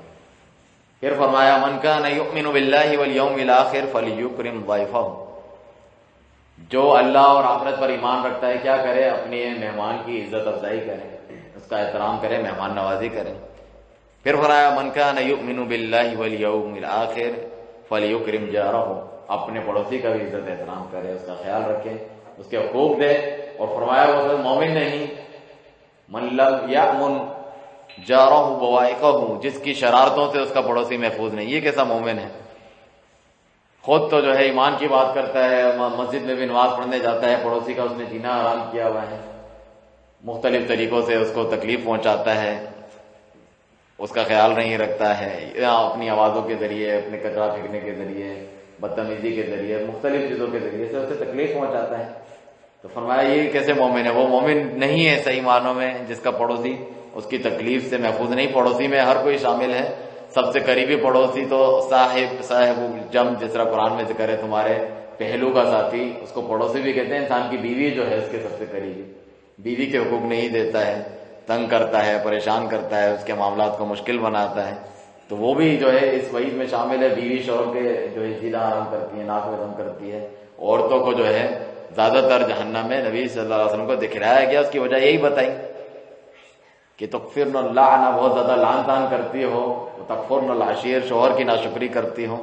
ساری زندگی تمہاری خواہشات پوری کرتا رہے، ایک دو چیزیں پوری نہ کر پائے تو کہتی ہو کہ کبھی تم سے خیر بھلائی دیکھی نہیں، تو یہ ان کے حقوق میں شامل ہے، ہمارے ایمان کا حصہ ہے۔ یہاں اللہ تعالیٰ فرماتا ہے ارأیت الذی یکذب بالدین، کیا تم نے اس شخص کو دیکھا جو آخرت کو جھٹلاتا ہے؟ آپ سمجھیں گے پتہ نہیں کفر کرتا ہے، آخرت کو نہیں مانتا، بتایا کہ فذلک الذی یدعو الیتیم، یہ یتیموں کو دھکے دیتا ہے، یتیموں کے ساتھ ظلم کرنا، ظلم و ستم کرنا، جو بیچارے بے سہارا ہیں، کہ کبیرہ گناہوں میں سے اس کو گنا۔ الذین یأکلون اموال الیتامی انما یأکلون فی بطونہم نارا وسیصلون سعیرا، جو یتیموں کا مال کھاتے ہیں ناحق اپنے پیٹ میں آگ بھرتے ہیں اور عنقریب جہنم میں وہ پہنچے ہوئے ہوں گے۔ اور جو یتیم کا خیال رکھتا ہے، کفالت کرتا ہے، نبی کریم صلی اللہ علیہ وسلم نے فرمایا میرے ساتھ قیامت میں یوں ہوگا، ساتھ ساتھ۔ تھوڑا سا پھر آپ نے فاصلہ کیا کہ نبوت اور غیر نبی کا جو فرق ہوتا ہے، اس فرق کے علاوہ میرے اتنے قریب ہوگا یتیم کی کفالت کرنے والا۔ تو کتنی زیادہ اہمیت ہے ان چیزوں کی آپ کے عقیدے اور ایمان کے تعلق سے۔ نبی کریم صلی اللہ علیہ وسلم نے جب صحابی کو نصیحت کی ابو ذر کو، اس میں یہ بھی فرمایا کہ اتقوا اللہ حیث ما کنتم، جہاں کہیں بھی ہو اللہ تعالیٰ سے ڈرو۔ ساتھ میں کیا فرمایا، وخالق الناس بخلق حسن، لوگوں سے جب معاملہ کرو اچھے اخلاق کے ساتھ ہمیشہ کیا کرو۔ ابو الدرداء رضی اللہ عنہ کی مشہور روایت ہے کہ ما من شیء اثقل فی میزان المؤمن یوم القیامۃ من حسن الخلق، ہمیں اپنے قیامت کے دن میزان بھاری کرنا ہے۔ فمن ثقلت موازینہ، جس کے میزان بھاری ہوں گے قیامت کے دن، جو ہے فی عیشۃ راضیہ، وہ من پسند زندگی میں ہوگا۔ فہو فی عیشۃ راضیہ، اگر ہلکے ہوں گے تو وہ اللہ کی پناہ جہنم میں ہوگا، بری زندگی میں ہوگا وہاں پر ہمیشہ کے لیے۔ تو ہم اگر اپنے میزان حسنات کو بھاری کرنا چاہتے ہیں، نبی کریم صلی اللہ علیہ وسلم کا فرمان ہے کہ اچھے اخلاق سے بڑھ کر کوئی چیز بھاری نہیں ہوگی آپ کے میزان۔ جس طرح اللہ کا ذکر بھی بہت بھاری ہوگا، کلمتان خفیفتان فی اللسان، دو کلمے زبان پہ بہت ہلکے ہیں لیکن اللہ کے ترازو میں بہت بھاری ہیں۔ سبحان اللہ و بحمدہ، سبحان اللہ العظیم، اللہ کی تعریف صبح شام آپ بیان کریں، میزان میں بھاری ہیں۔ تو یہاں اخلاق کو جو ہے میزان میں سب سے بھاری کہا گیا۔ کیوں؟ کیونکہ ہم سلفی ہیں الحمدللہ، اہل سنہ والجماعہ، صحیح عقیدہ رکھنے والے ہیں، بدعتیوں کی طرح نہیں ہیں۔ تو ہم اخلاق میں سب سے پہلے کس کے ساتھ اخلاق اپنانا چاہیے؟ اللہ تعالیٰ کے ساتھ۔ یہ لوگ اللہ سبحانہ تعالیٰ کی بے ادبی کرتے ہیں جب اس کا کوئی شریک مقرر کرتے ہیں۔ ابھی یہ کرسمس منائیں گے، کل اللہ کی اولاد قرار دیتے ہیں، جو اللہ کو گالی دینے کے مترادف ہے، اللہ کا شریک مقرر کرتے ہیں، اللہ تعالیٰ کے پیارے نام اور صفات کا انکار کرتے ہیں۔ یہ اپنے درجے کی بے ادبی ہے۔ اللہ کے ساتھ اخلاق اپناؤ، اس پر ایمان صحیح رکھے انسان، نبی صلی اللہ علیہ وسلم کے ساتھ اخلاق آپ کی پیروی کرے، ادب سے جو ہے ادب قرآن مجید میں سکھلایا گیا، ادب سے نام لو نبی کا، ورنہ ان تحبط اعمالکم، سارے اعمال برباد ہو جائیں گے، وانتم لا تشعرون، معلوم بھی تمہیں نہیں چلے گا۔ صحابہ کرام کا ادب بجا لانا، ان کے بارے میں ادب احترام سے بات کرنا، اپنی زبان تان دراز نہیں کرنا ان کے تعلق سے، نیک اولیاء صالحین علماء دیگر مومنوں مسلمانوں کو اپنی زبان سے تکلیف نہ پہنچانا، یہ ساری چیزیں اعلیٰ اخلاق میں شامل ہیں۔ وَإِنَّ اللَّهَ يُبْغِضُ الْفَاحِشَ الْبَذِيءَ، اور جو بیہودہ باتیں کرتا ہے، فضول بکواس کرتا ہے، لوگوں کو تان تشنی کرتا ہے، اللہ تعالیٰ کو ایسا بندہ نہیں پسند، اللہ ناراض ہوتا ہے، اس سے نفرت کرتا ہے۔ ابو ہریرہ رضی اللہ عنہ سے روایت ہے، نبی کریم صلی اللہ علیہ وسلم نے فرمایا کہ سب سے زیادہ جنت میں کس چیز کی وجہ سے سب سے زیادہ لوگ جنت میں جائیں گے؟ تو فرمایا تقوی اللہ و حسن الخلق، اللہ کے تقوی کی وجہ سے متقیوں کے لیے جنت بنائی گئی ہے، پرہیزگار لوگوں کے لیے، اور اچھے اخلاق کی وجہ سے۔ اور سب سے زیادہ جہنم میں کس وجہ سے جائیں گے؟ فرمایا الفم والفرج، اپنی شرمگاہ کی وجہ سے، زنا بدکاریاں اور اس سے متعلقہ گناہوں سے وہ نہیں بچتے ہیں، اور اپنے منہ کی وجہ سے، زبان سے برائی، غیبت، چغلی، تہمت، یہ گالیاں، یہ ساری چیزیں زبان سے انسان کرتا ہے۔ جس طرح میں نے حدیث آپ کو سنائی کہ اکثر لوگ جو صحابی بھی حیران ہوئے، ہم اپنی زبان سے جو بولتے ہیں اس کی وجہ سے پکڑے جائیں گے۔ کہا اس کی وجہ سے ہی تو چہرے کے بل اور ناک کے بل رگڑ کے لوگوں کو جہنم میں زیادہ تر پھینکا جائے گا۔ جو مجھے ان دونوں چیزوں کی ضمانت دے، اپنی زبان اور شرمگاہ کی، میں اسے جنت کی ضمانت دیتا ہوں، یہ فرمایا نبی پاک صلی اللہ علیہ وآلہ وسلم نے۔ اسی طرح نبی کریم صلی اللہ علیہ وسلم فرمانے اکمل المؤمنین ایمانا احسنهم خلقا، مومنوں میں سب سے کامل ایمان کس کا ہے؟ جس کے اخلاق سب سے اچھے ہیں۔ وخیارکم خیارکم لنسائہم، تم میں سے بہترین کون ہے؟ لوگ کہتے ہیں میرا دوست بہت اچھا ہے، یہ بڑے اچھے دل کا انسان ہے، لیکن اپنی بیوی کے ساتھ برا سلوک کرتا ہے۔ وہ گھر سے باہر تو دوستوں یاروں کے ساتھ بہت اچھا اور پیارا میٹھے بول، گھر میں آتے ہی جو ہے وہ نہ اس کو وقت دیتا ہے، بدتمیزی سے بات کرتا ہے اور سختی سے اس کے ساتھ معاملات کرتا ہے، اچھے طریقے سے پیار محبت سے اس کا معاملہ نہیں ہے۔ شکی مزاج ہے، شک کرتا ہے، مختلف چیزوں سے تکلیف پہنچاتا ہے، تو یہ نبی کریم صلی اللہ علیہ وسلم کے فرمان کے مطابق برا انسان ہے، لوگوں میں اچھا بنتا پھرے، وہ برا انسان ہے۔ اس لیے فرمایا کہ خیرکم لأہلی وانا خیر لأہلی، مثال بھی پیش کی، تم سے بہتر وہ ہے جو اپنے اہلیہ کے لیے اور گھر والوں کے لیے بہتر ہے، اور میں سب سے زیادہ اپنے گھر والوں کے لیے اچھا ہوں تمام لوگوں سے بڑھ کر۔ تو کسی مرد کی، انسان کی اچھائی کا معیار یہ ہے وہ اپنے گھر والوں کے ساتھ اچھا ہو، اپنے بیوی بچوں کے ساتھ اس کا اچھا حسن خلق والا معاملہ ہو، اچھے سلوک والا معاملہ ہو۔ اور یہ تو بات کی میں باتیں کر رہا ہوں، سب سے بڑھ کر حقوق انسان پر تو اس کے والدین کے ہیں۔ اللہ تعالیٰ اپنی توحید کے بعد فرماتا ہے وَقَضَىٰ رَبُّكَ أَلَّا تَعْبُدُوا إِلَّا إِيَّاهُ، تمہارے رب نے فیصلہ کر دیا کہ اس کے علاوہ کسی کی عبادت نہیں کرنی۔ جو عقیدہ منہج آپ سنتے رہے 3 دنوں سے، لیکن ساتھ میں یہ بھی فرمایا وَبِالْوَالِدَيْنِ إِحْسَانًا، والدین کے ساتھ احسان کرو، حسن سلوک کرو۔ اور فرمایا ان میں سے کوئی بوڑھے ہو کر دونوں یا ایک ان میں سے کوئی تمہارے اوپر بوجھ بن کر رہ جائیں تو فلا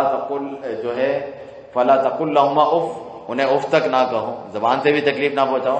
ولا تنہرهما، ان کو جھڑکو بھی نہیں، اپنے جسم ہاتھ اشاروں سے بھی ان کو تکلیف نہ پہنچاؤ، بلکہ قول کریم ان سے کہو، اچھی بات زبان سے نکالو،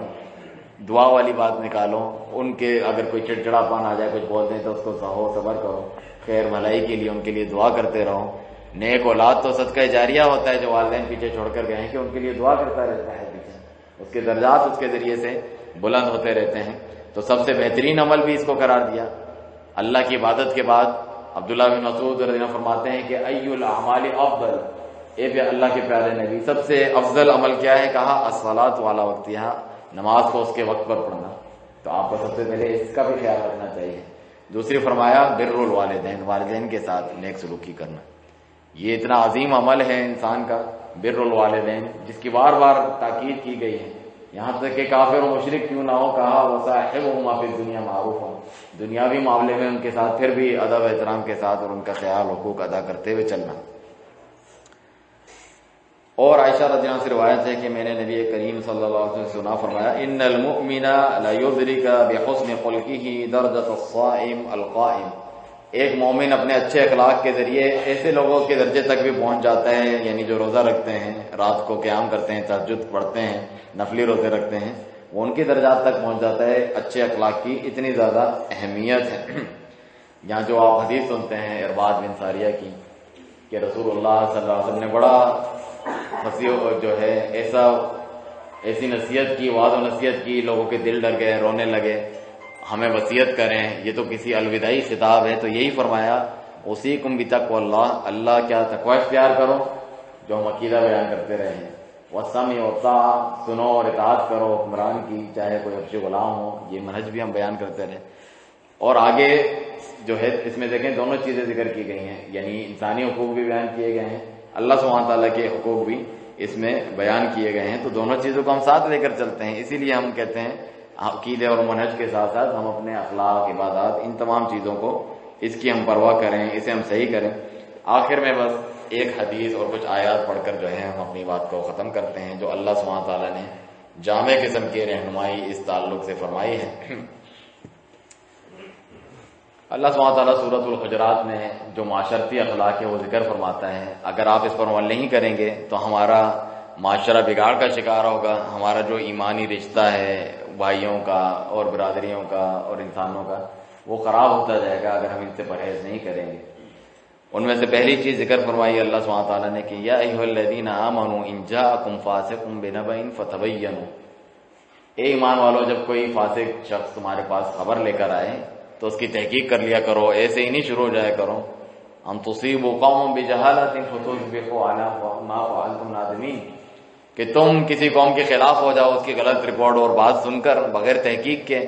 جیسے نہیں کہتے ایک طرف کی بس بات سنتے ہیں اور آگ بگولا ہو جاتے ہیں، لوگ فیصلے بھی کر دیتے ہیں، مان بھی لیتے ہیں وہ غلط ہے، اور اس کی اسی کی پتہ نہیں کیا کچھ شروع کر دیتے ہیں وہ، کہ تم کسی قوم کے خلاف ہو جاؤ فتصبحوا علی ما فعلتم نادمین، بعد میں تمہیں ندامت اٹھانی پڑے کہ ایسا تو تھا نہیں،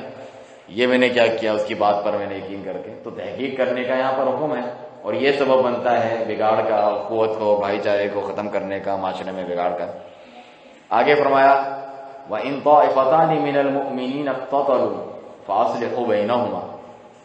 زبان سے لڑنا جھگڑنا تو دور کی بات ہے، کہا کہ اگر لڑ بھی پڑے مسلمانوں کے دو گروہ آپس میں تو کیا کرو، فاصلحوا بینہما، ان کے درمیان صلح صفائی کروا لیا کرو. فإن بغت إحداهما على الأخرى فقاتلوا التي تبغي حتى تفيء إلى أمر الله. اگر ایک مان جاتا ہے، دوسرا پھر بھی اڑا ہوا ہے اپنے غلط روش پہ،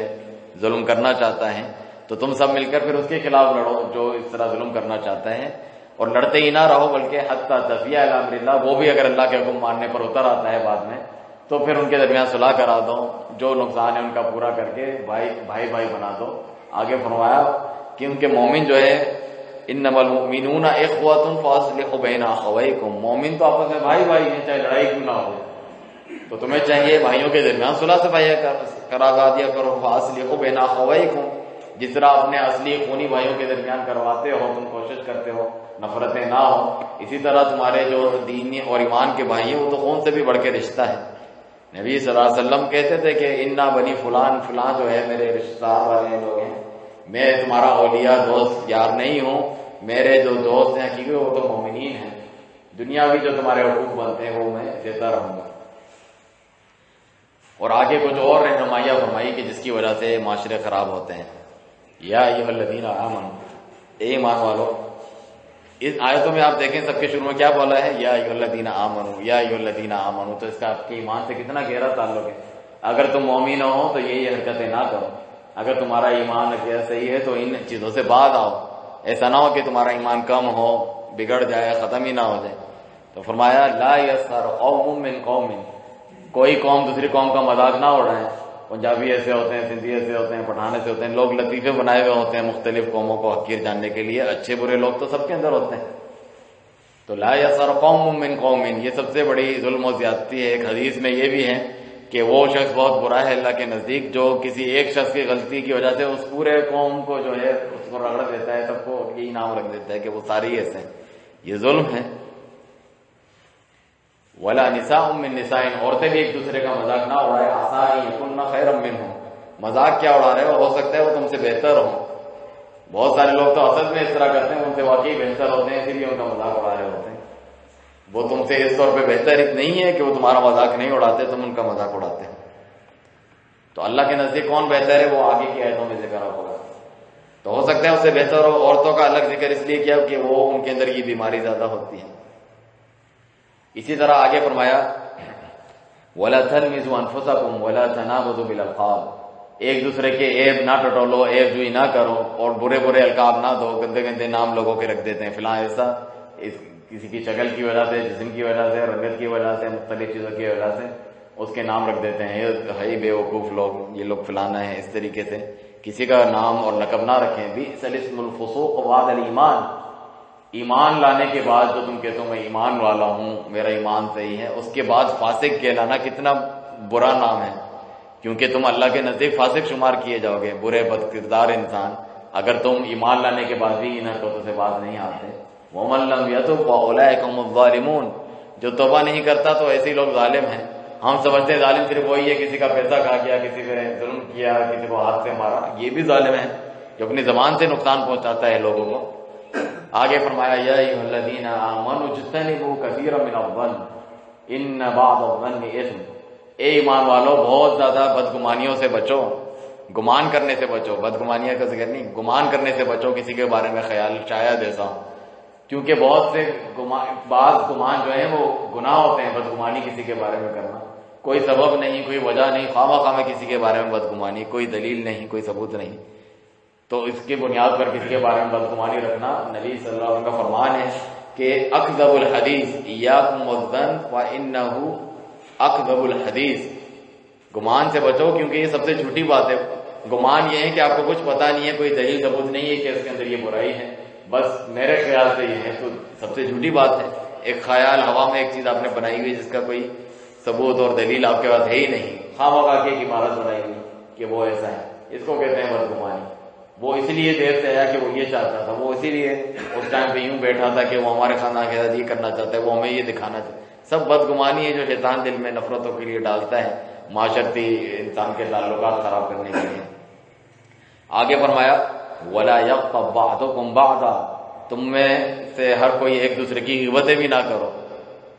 أَيُحِبُّ أَحَدُكُمْ أَن يَأْكُلَ لَحْمَ أَخِيهِ مَيْتًا فَكَرِهْتُمُوهُ، تم میں سے کوئی پسند کرتا ہے اپنے مردہ بھائی کا گوشت کھائے؟ انسان کو بھائی کا سوچ کے رونگٹے کھڑے ہو جائیں، وہ بھی مردہ ہو اور اس مردار کو وہ کھائے۔ جس طرح وہ گندی اور بری چیز ہے، اسی طرح غیبت کرنا یہ کبیرہ گناہ، گندی اور بری چیز ہے۔ غیبت کی تعریف کیا ہے؟ وہ رسول اللہ صلی اللہ علیہ وسلم نے بتائی کہ اپنے بھائی کا ذکر کرنا، ما یکرہ، جو اسے پسند نہیں کہ میرے پیچھے یہ بات میرے بارے میں وہ کرے۔ تو صحابی نے کہا اگر بھائی جو مسلمان بھائی ہے اس کے اندر واقعی یہ چیز موجود ہے، اس کے اندر یہ برائی موجود ہے، میں جھوٹ تو نہیں بول رہا، اس کے اندر یہ چیز موجود ہے، تو کہا یہی تو غیبت ہے۔ اگر موجود نہیں ہوتی پھر تو اپنی طرف سے اس پر الزام لگاتا، وہ تو تہمت ہوتی، وہ ایک الگ گناہ ہے۔ بہتان باندھنا، تہمت وغیرہ وہ خود ایک بڑا گناہ ہے، کبیرہ گناہ ہے، جو نیک پارسا عورتوں پہ برائی کی تہمت لگاتے ہیں یا مردوں پہ یا اس کے علاوہ کوئی تہمت لگاتے ہیں، اس نے یہ کیا ہے حالانکہ اس نے وہ نہیں کیا، تو تہمت بھی ایک گناہ ہے۔ اگر ہے اس کے اندر تو غیبت ہے۔ اس کا حل کیا ہے؟ ایک مسلمان کی خیر خواہی چاہے کوئی برائی دیکھے تو ایک مسلمان دوسرے مسلمان کے لیے آئینے کی طرح ہے حدیث میں۔ جب آئینے میں آپ دیکھتے ہیں یہاں پر کوئی کالک لگی ہوئی ہے تو اس کو ہٹا دیتے ہیں، وہ آئینوں کو توڑ دیتے ہیں، آپ اس کو صاف کرتے ہیں، تو وہ تمہارا ہی عکس ہے جو تمہارا مسلمان مومن بھائی ہے، اس کے اندر کوئی برائی ہے، تم سمجھو کہ میرے اندر یہ برائی ہے تو میں اس کو وہ دور کروں، اخلاص کے ساتھ اس کو نصیحت دوں، ہو سکتا ہے اللہ اس کا دل کھولے اور وہ قبول کر لے، بجائے اس کے کہ پیچھے بتاتا پھروں، غیبت کروں، معاشرے میں انتشار پھیلاؤں آپس میں، نہیں۔ آگے فرمایا ان اکرمکم عند اللہ اتقاکم۔ ان تمام چیزوں کا خلاصہ کیا ہے کہ اللہ کے نزدیک سب سے قریبی کون ہے؟ میں یہ خاندان والے، یہ قبیلے والے، میں اس سے اچھا ہوں فلانا، اسی وجہ سے یہ سب کچھ غیبت مذاق امتیں ہوتی ہیں نا۔ فرمایا کہ ان اکرمکم عند اللہ اتقاکم، سب سے عزت والا اللہ کے نزدیک وہ ہے جو زیادہ تقوی والا ہے، چاہے وہ کوئی حبشی غلام کیوں نہ ہو اور دوسرا کوئی قریشی کیوں نہ ہو، نبی کا چاچا ابو لہب کیوں نہ ہو جہنم میں پڑا ہو، اور بلال حبشی کیوں نہ ہو جنت میں آگے آگے چل رہے ہیں، نبی صلی اللہ علیہ وسلم سے ان کی جوتیوں کی آواز سنی۔ تو یہ معیار نہیں ہے، اللہ تعالیٰ تمہارے رنگتیں اور تمہارے جسم نہیں دیکھتا بلکہ تمہارے دل دیکھتا ہے، اللہ سبحانہ تعالیٰ تمہاری نیتیں اور اعمال دیکھتا ہے، یہ اللہ تعالیٰ کے ہاں قابل قبول ہوتی ہیں، پہنچتی ہیں۔ رسول اللہ صلی اللہ علیہ وسلم کی جو آخری حدیث میں نے کہا سناؤں گا، جو وہ ایک بڑے جامع حدیث ہے جس طرح ان آیات میں پورے معاشرتی احکام سکھائے ہیں، اس حدیث میں بھی یہ باتیں ذکر کی ہیں، اگر ان سے بچ جائیں تو معاشرہ ایک جو ہے جنت بن جائے، خوشیوں کا گہوارہ بن جائے، مسلمانوں میں یہ فساد دور ہو جائیں، جس طرح صحابہ کرام میں تھے، بھائیوں سے زیادہ ایک دوسرے سے پیار محبت کرنے والے، قربانی دینے والے بن گئے تھے، تب جا کر ہمیں یہ فضائل حاصل ہوں گے، تب جا کے ہمارے ایمان عقیدے مضبوط ہوں گے، اللہ کی رضا کے لیے دوستی اور دشمنی ہوگی، جس کی وجہ سے اللہ تعالیٰ کے محبوب اور قریبی بندے بن جائیں گے، اللہ کی دنیا اور آخرت میں مدد اور نصرت آئے گی۔ ابو ہریرہ رضی اللہ عنہ سے روایت ہے، فرمایا رسول اللہ صلی اللہ علیہ وسلم نے وَلَا تَحَاسَدُوا، پہلی چیز حسد نہ کرو ایک دوسرے سے، حسد ہی تو سب سے بڑی بیماری ہے جس کی وجہ سے قتل و غارت کرتے ہیں، تہمتیں لگاتے ہیں، برائیاں کرتے ہیں، اس کے پاس یہ چیز کیوں ہے میرے پاس نہیں ہے، اس کے پاس سے بھی چلے جائے اللہ کرے، اس کی کوشش کرنا، حسد کرنا، نظر بد لگانا، اس قسم کی چیزیں دل میں رکھنا، کینے اپنے اندر، تو یہ حسد جو ہے ایک آگ ہے، انسان اپنے آپ کو خود اندر سے بلا رہا ہوتا ہے آگ کی طرح، نیکیوں کو آگ کی طرح وہ کھا جاتی ہے حسد انسان کو اندر ہی اندر۔ اللہ تعالیٰ نے اس سے پناہ مانگنے کا حکم دیا، وَمِن شَرِّ حَاسِدٍ إِذَا حَسَدَ، حاسد جب حسد کرنے لگے اللہ مجھے اس سے بچا، ہر عین حاسد سے، ہر حاسد کی نظر سے، بلکہ کہو اللہ تعالیٰ تجھے برکت دے، تجھے بھی دے اللہ سبحانہ تعالیٰ مجھے بھی دے، اس میں کیا ہے، اللہ کے خزانوں میں کوئی کمی ہے، بجائے اس کے کہ جو ہے تو تعریف کر اللہ تعالیٰ کی جس نے اسے دیا وہ مجھے بھی دے، بجائے اس کے تو اس سے حسد کر رہے ہیں کہ اس سے چھن جائے، اس کے پاس کیوں ہے یہ نعمت۔ اور فرمایا وَلَا تَنَاجَشُوا، تناجشو کا مطلب ہے کہ کسی دوسرے ساتھی کو، آپ کا کاروباری ساتھی ہے یا دکاندار ہے کوئی بھی ہے، اس کو نقصان پہنچانے کے لیے بولیاں لگوانا جھوٹی، اتنی لگاؤ تاکہ اس کا نہ بکے، اس کا ہم بکا دیں گے، اپنے بندے بیچ کر جھوٹی بولیاں لگا کر تناجشو کرنا، اس سے بھی منع کیا، اسی سے تو دل خراب ہوتے ہیں، کاروباری معاملات ہوں یا یہ حسد کے معاملات ہوں۔ کتنے عظیم رہنمائیاں ہیں کہ ایک ایک باریک چیز کا ذکر کیا ہے جس کی وجہ سے پیار محبت میں جو ہے دراڑ نہیں پڑتی مسلمانوں اور مومنوں کے۔ وَلَا تَبَاغَضُوا،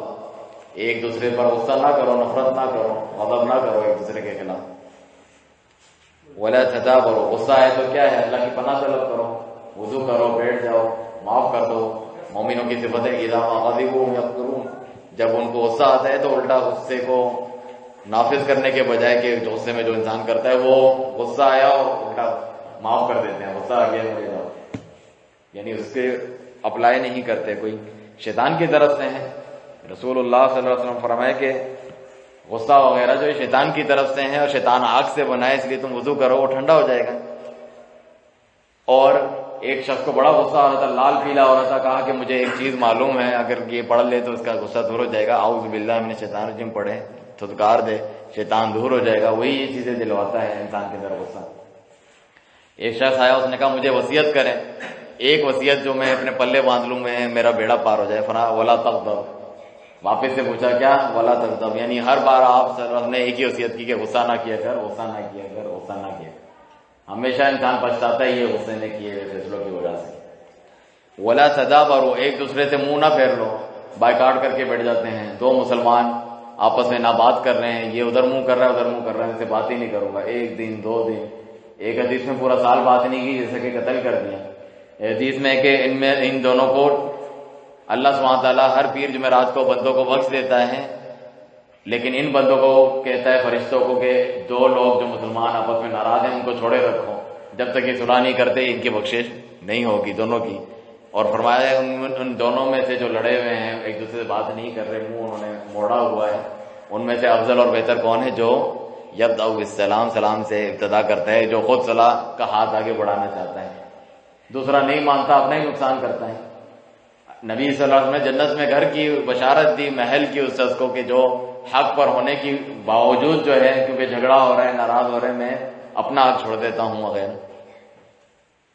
حق پر ان کا نہ محق، چاہے وہ مستحق ہی تھا اس چیز کا، حق بجانے تھا، اس نے وہ چیز چھوڑ دی اللہ کی رضا کے لیے،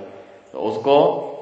لمن ترک المرا وان کان محقا، جس نے جھگڑا چھوڑ دیا اس وجہ سے کہ وہ حق پر بھی تھا کہ میں جھگڑا چاہتا نہیں ہوں، اس کے لیے جنت کی بشارت ہے۔ جس طرح عثمان رضی اللہ عنہ خود آپ نے شہید ہونا پسند کر لیا لیکن جھگڑا نہیں کیا لوگوں سے۔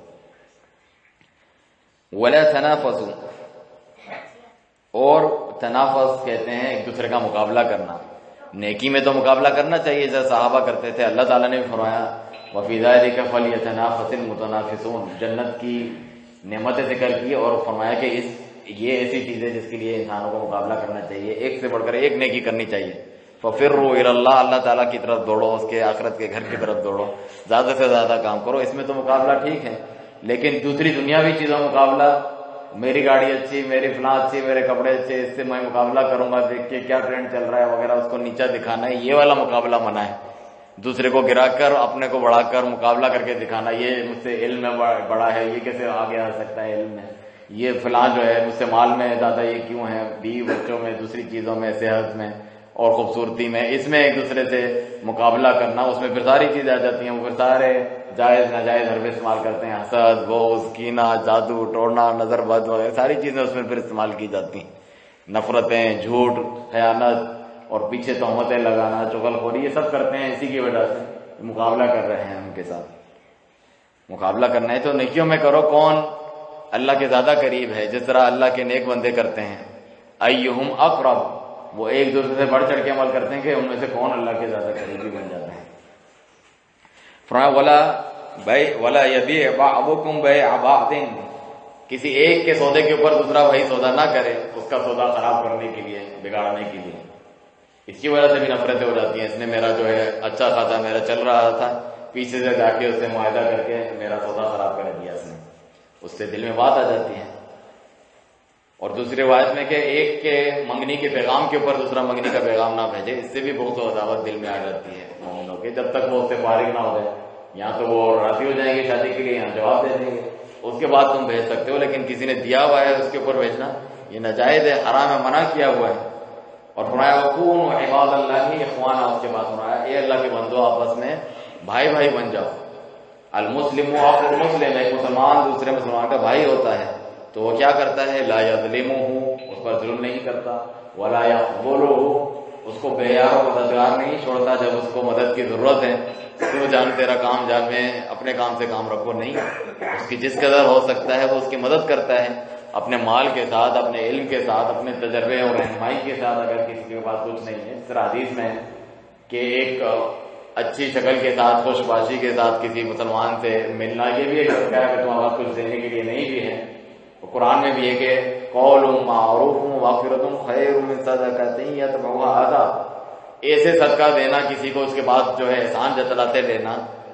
وہ اس سے بہتر ہے کہ تم اس کو نہ دو اور اچھے طریقے سے کہہ دو بھائی میرے پاس نہیں ہے، بجائے ذلیل کرنے کے، جھڑکنے کے اور جو ہے بعد میں احسان جتلانے کے۔ اس سے اچھا ہے انسان اچھے طریقے سے جواب دے دے۔ تو فرمایا اسے بے یار و مددگار نہیں چھوڑتا، ولا یحقرہ، اسے اپنے سے حقیر اور کمتر نہیں سمجھتا کسی بھی چیز میں۔ اور فرمایا کہ التقویٰ ہاں ہونا، آپ صلی اللہ علیہ وسلم نے 3 مرتبہ اپنے سینے کی طرف جو ہے اشارہ کر کے فرمایا کہ التقویٰ ہاں ہونا، تقویٰ پرہیزگاری تو یہاں دل میں ہوتی ہے۔ تم جو ہے اس پر جتلا رہے ہو کہ مجھ سے کم ہے، میں زیادہ ہوں، میں متقی ہوں، میں اللہ کے قریب ہوں، وہ تو یہاں دل میں ہے، اور دل کا حال کسے معلوم ہے؟ اللہ سبحانہ تعالیٰ کو۔ ان اکرمکم عند اللہ اتقاکم، وہی جانتا ہے کون اس سے ڈرنے والا ہے۔ اور فرمایا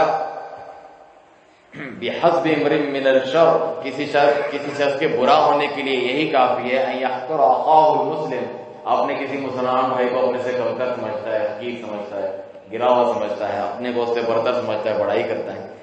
جو اللہ سے ڈرنے والے ہوتے ہیں وہ تو تواضع اختیار کرتے ہیں۔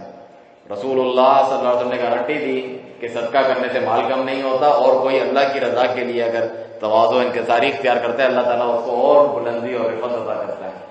اور جو تکبر کرتا ہے، گھمنڈ کرتا ہے، اتراتا ہے، دوسروں سے اپنے کو بڑا سمجھتا ہے، اس کو ذلت اور پستی ملتی ہے۔ آخر میں فرمایا کل المسلم علی المسلم، ہر مسلمان کا دوسرے مسلمان پہ حرام ہے۔ کیا چیز ہے؟ دمہ و مالہ و عرضہ، اس کا خون بھی حرام ہے، قتل نہ کرے۔ ایک مسلمان کو قتل کرنا کتنا خطرناک ہے قرآن میں۔ من قتل مسلما متعمدا فجزاؤ جہنم خالدا فیہا وغضب اللہ علیہ ولعنہ، اللہ تعالیٰ ناراض ہوا، اس پر لعنت کی، بڑا عذاب تیار کیا، جہنم میں وہ پڑا رہے گا جو مسلمان کو کسی جان بوجھ کر قتل کرتا ہے۔ جس طرح ابھی آپ نے حدیث سنی کہ سباق المسلم فسوق و قتال کفر، مسلمان کو گالی دینا فسق کہا اور اس کو قتل کرنے کو کفر جیسا قرار دیا نبی صلی اللہ علیہ وسلم، کتنی بڑی بات ہے۔ اور فرمایا لا ترجعوا بعد کفارا یضرب بعضکم رقاب بعض، حجۃ الوداع میں فرمایا، جاتے جاتے اہم پیغام دیا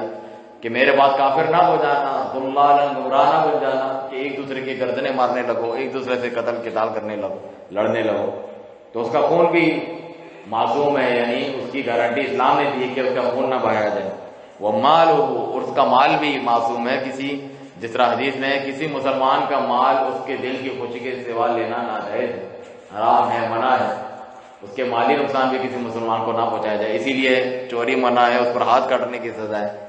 سود کے ذریعے سے مسلمان کا استحصال کرنا، اس کا مال لوٹنا، اس کو اللہ اس کے رسول سے جنگ قرار دیا گیا ہے۔ اس کے مال کی بھی حفاظت کا جو ہے حکم دیا گیا ہے کہ اس کے بھی عزت اور احترام ہے، کسی مسلمان کا مال نہ لیا جائے، نہ چھینا جائے، نہ اس کو لوٹا جائے۔ وہ شخص مومن نہیں جو لوٹ رہا ہوتا ہے، وہ شخص مومن نہیں جب وہ بدکاری کر رہا ہوتا ہے۔ اس طریقے سے حدیث کے الفاظ ہیں۔ تو مسلمانوں کے ساتھ یہ سلوک کرنا، یہاں تک کہ جو اپنے مال کی حفاظت کے لیے بھی مارا گیا، اس کو کہا کہ وہ اللہ کے نزدیک شہید ہو، تو مال کو بھی کسی کے ناجائز طریقے سے نہ لوٹا جائے۔ ابھی ایک ساتھی اس تعلق سے سوال کر رہے تھے کہ اگر کچھ لوگ ہیں وہ منہ زبانی جو ہے معاہدہ کرتے ہیں کہ تم ہمارا یہ کام کر دو، کوئی کمپنی کے بڑے ہیں یا باس وغیرہ ہے، اتنا ہم تمہیں پیسہ دیں گے، لیکن وہ کام پورا کرتے ہیں، اس کو اتنا پیسہ نہیں دیتے ہیں، ہمیں پیچھے سے نہیں ملا، ہمیں بچت نہیں ہے، بہانے کر کے اس کو مکمل جو پیمنٹ کہی ہے نہیں دیتے۔ تو انہوں نے پوچھا کہ پھر ہم ان کے مال میں سے جو مختلف چیزیں لگی ہوئی ہیں، جتنا ہمیں اس نے نہیں دیا اتنا چوری کر کے یا بغیر بتائے اٹھا کے لے جا سکتے ہیں؟ تو اس کو مسئلہ فقہ میں کہتے ہیں مسئلۃ الظفر کہتے ہیں، یعنی آپ کو قابو مل گیا ایسی چیز پر جو آپ کا حق نہیں دے رہا کہ آپ اس کو اڑا لیں کہ کیوں میرا حق نہیں دے رہا۔ تو اس کی تفسیر علماء کرام نے ذکر کی ہے کہ ایک تو جتنا ہے اس سے زیادہ وہ اس میں سے نہ لیں،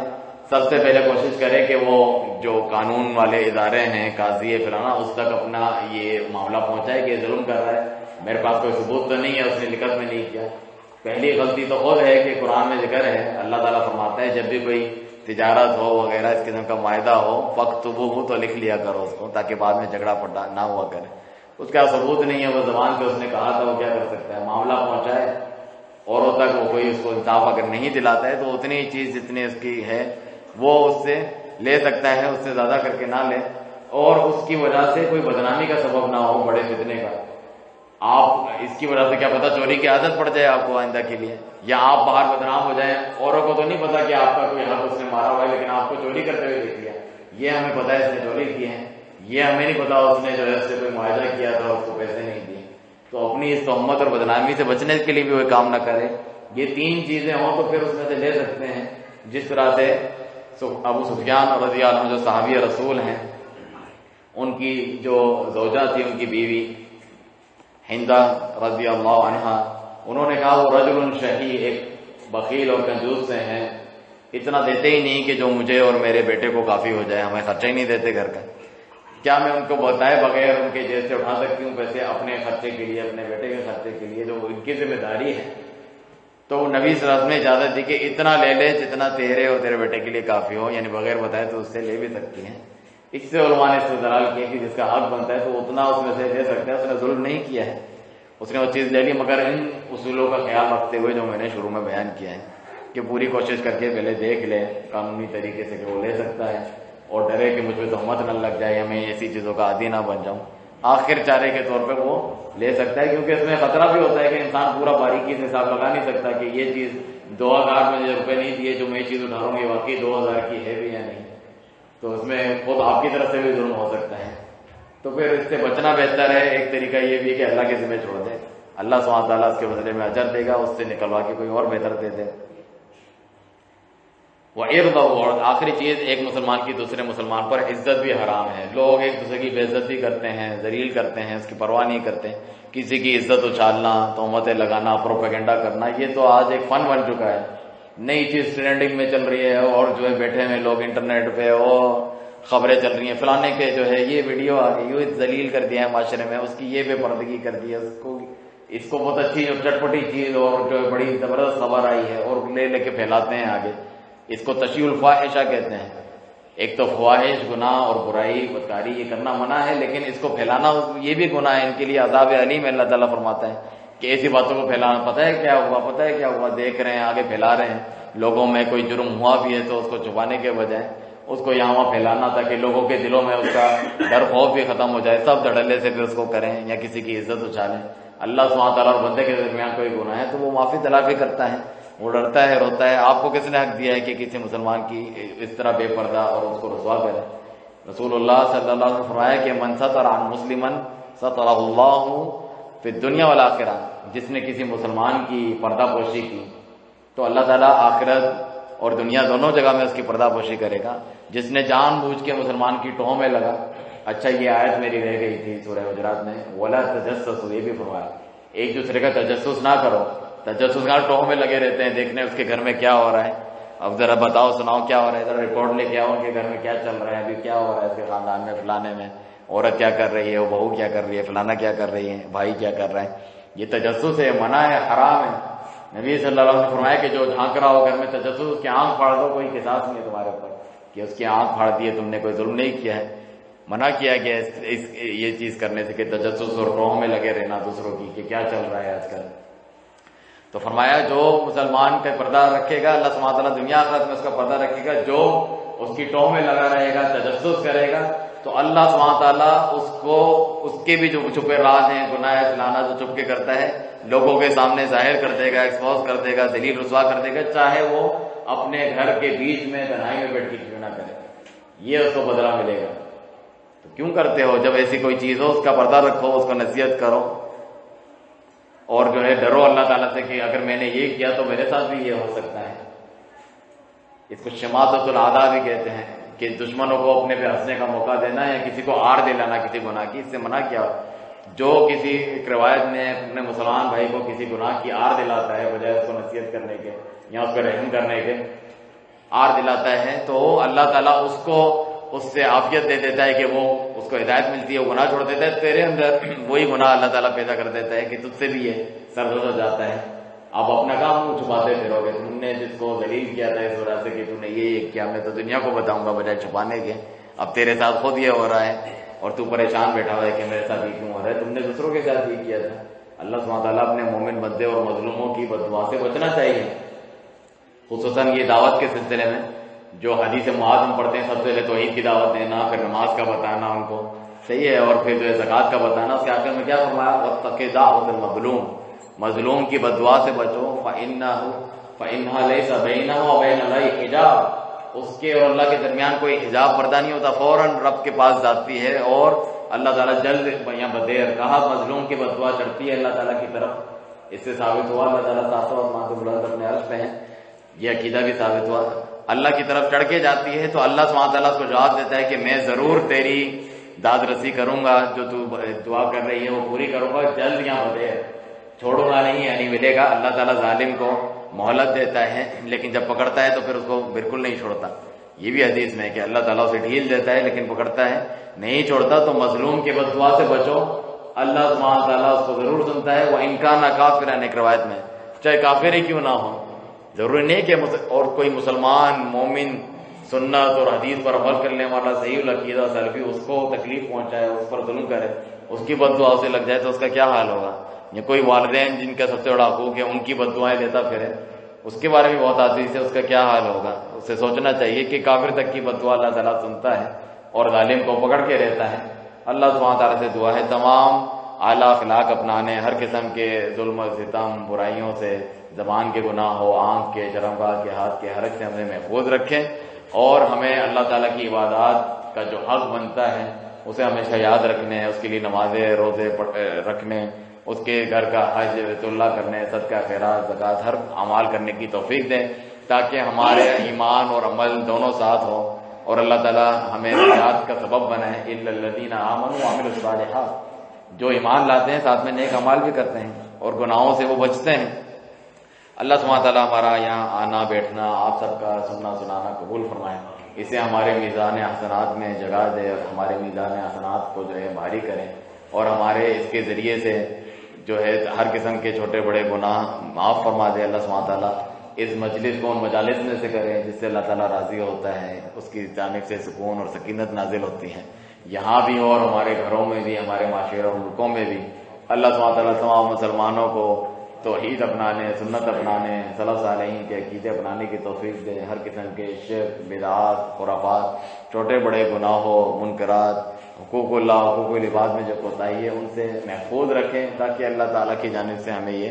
خیر اور برکات حاصل ہوتے رہے. آخر میں ایک مرتبہ پھر مسجد سلف الصالح مانجن میں تمام ساتھیوں کا یہاں تشریف لانے کا شکریہ. اللہ سبحانہ تعالیٰ اس کو قائم و دائم رکھے، ہدایت پر باقی رکھیں اور ہدایت کا سرچشمہ بنائیں تاکہ اس میں اسی طریقے کی کانفرنس، درس، دروس، خطبات، علمی لٹریچر کی تقسیم، ساتھیوں کا آنا بڑھتا رہے اور اس کو اللہ سبحانہ تعالیٰ ترقی دے اور ہر قسم کے حسد، حاسدوں کے حسد سے، بد نظروں کی بد نظری سے اور دشمنوں کے شر اور فتنے اور حادثوں سے محفوظ رکھیں. سبحانک اللہم و بحمدک، اشہد ان لا الہ الا انت، استغفرک و اتوب الیک.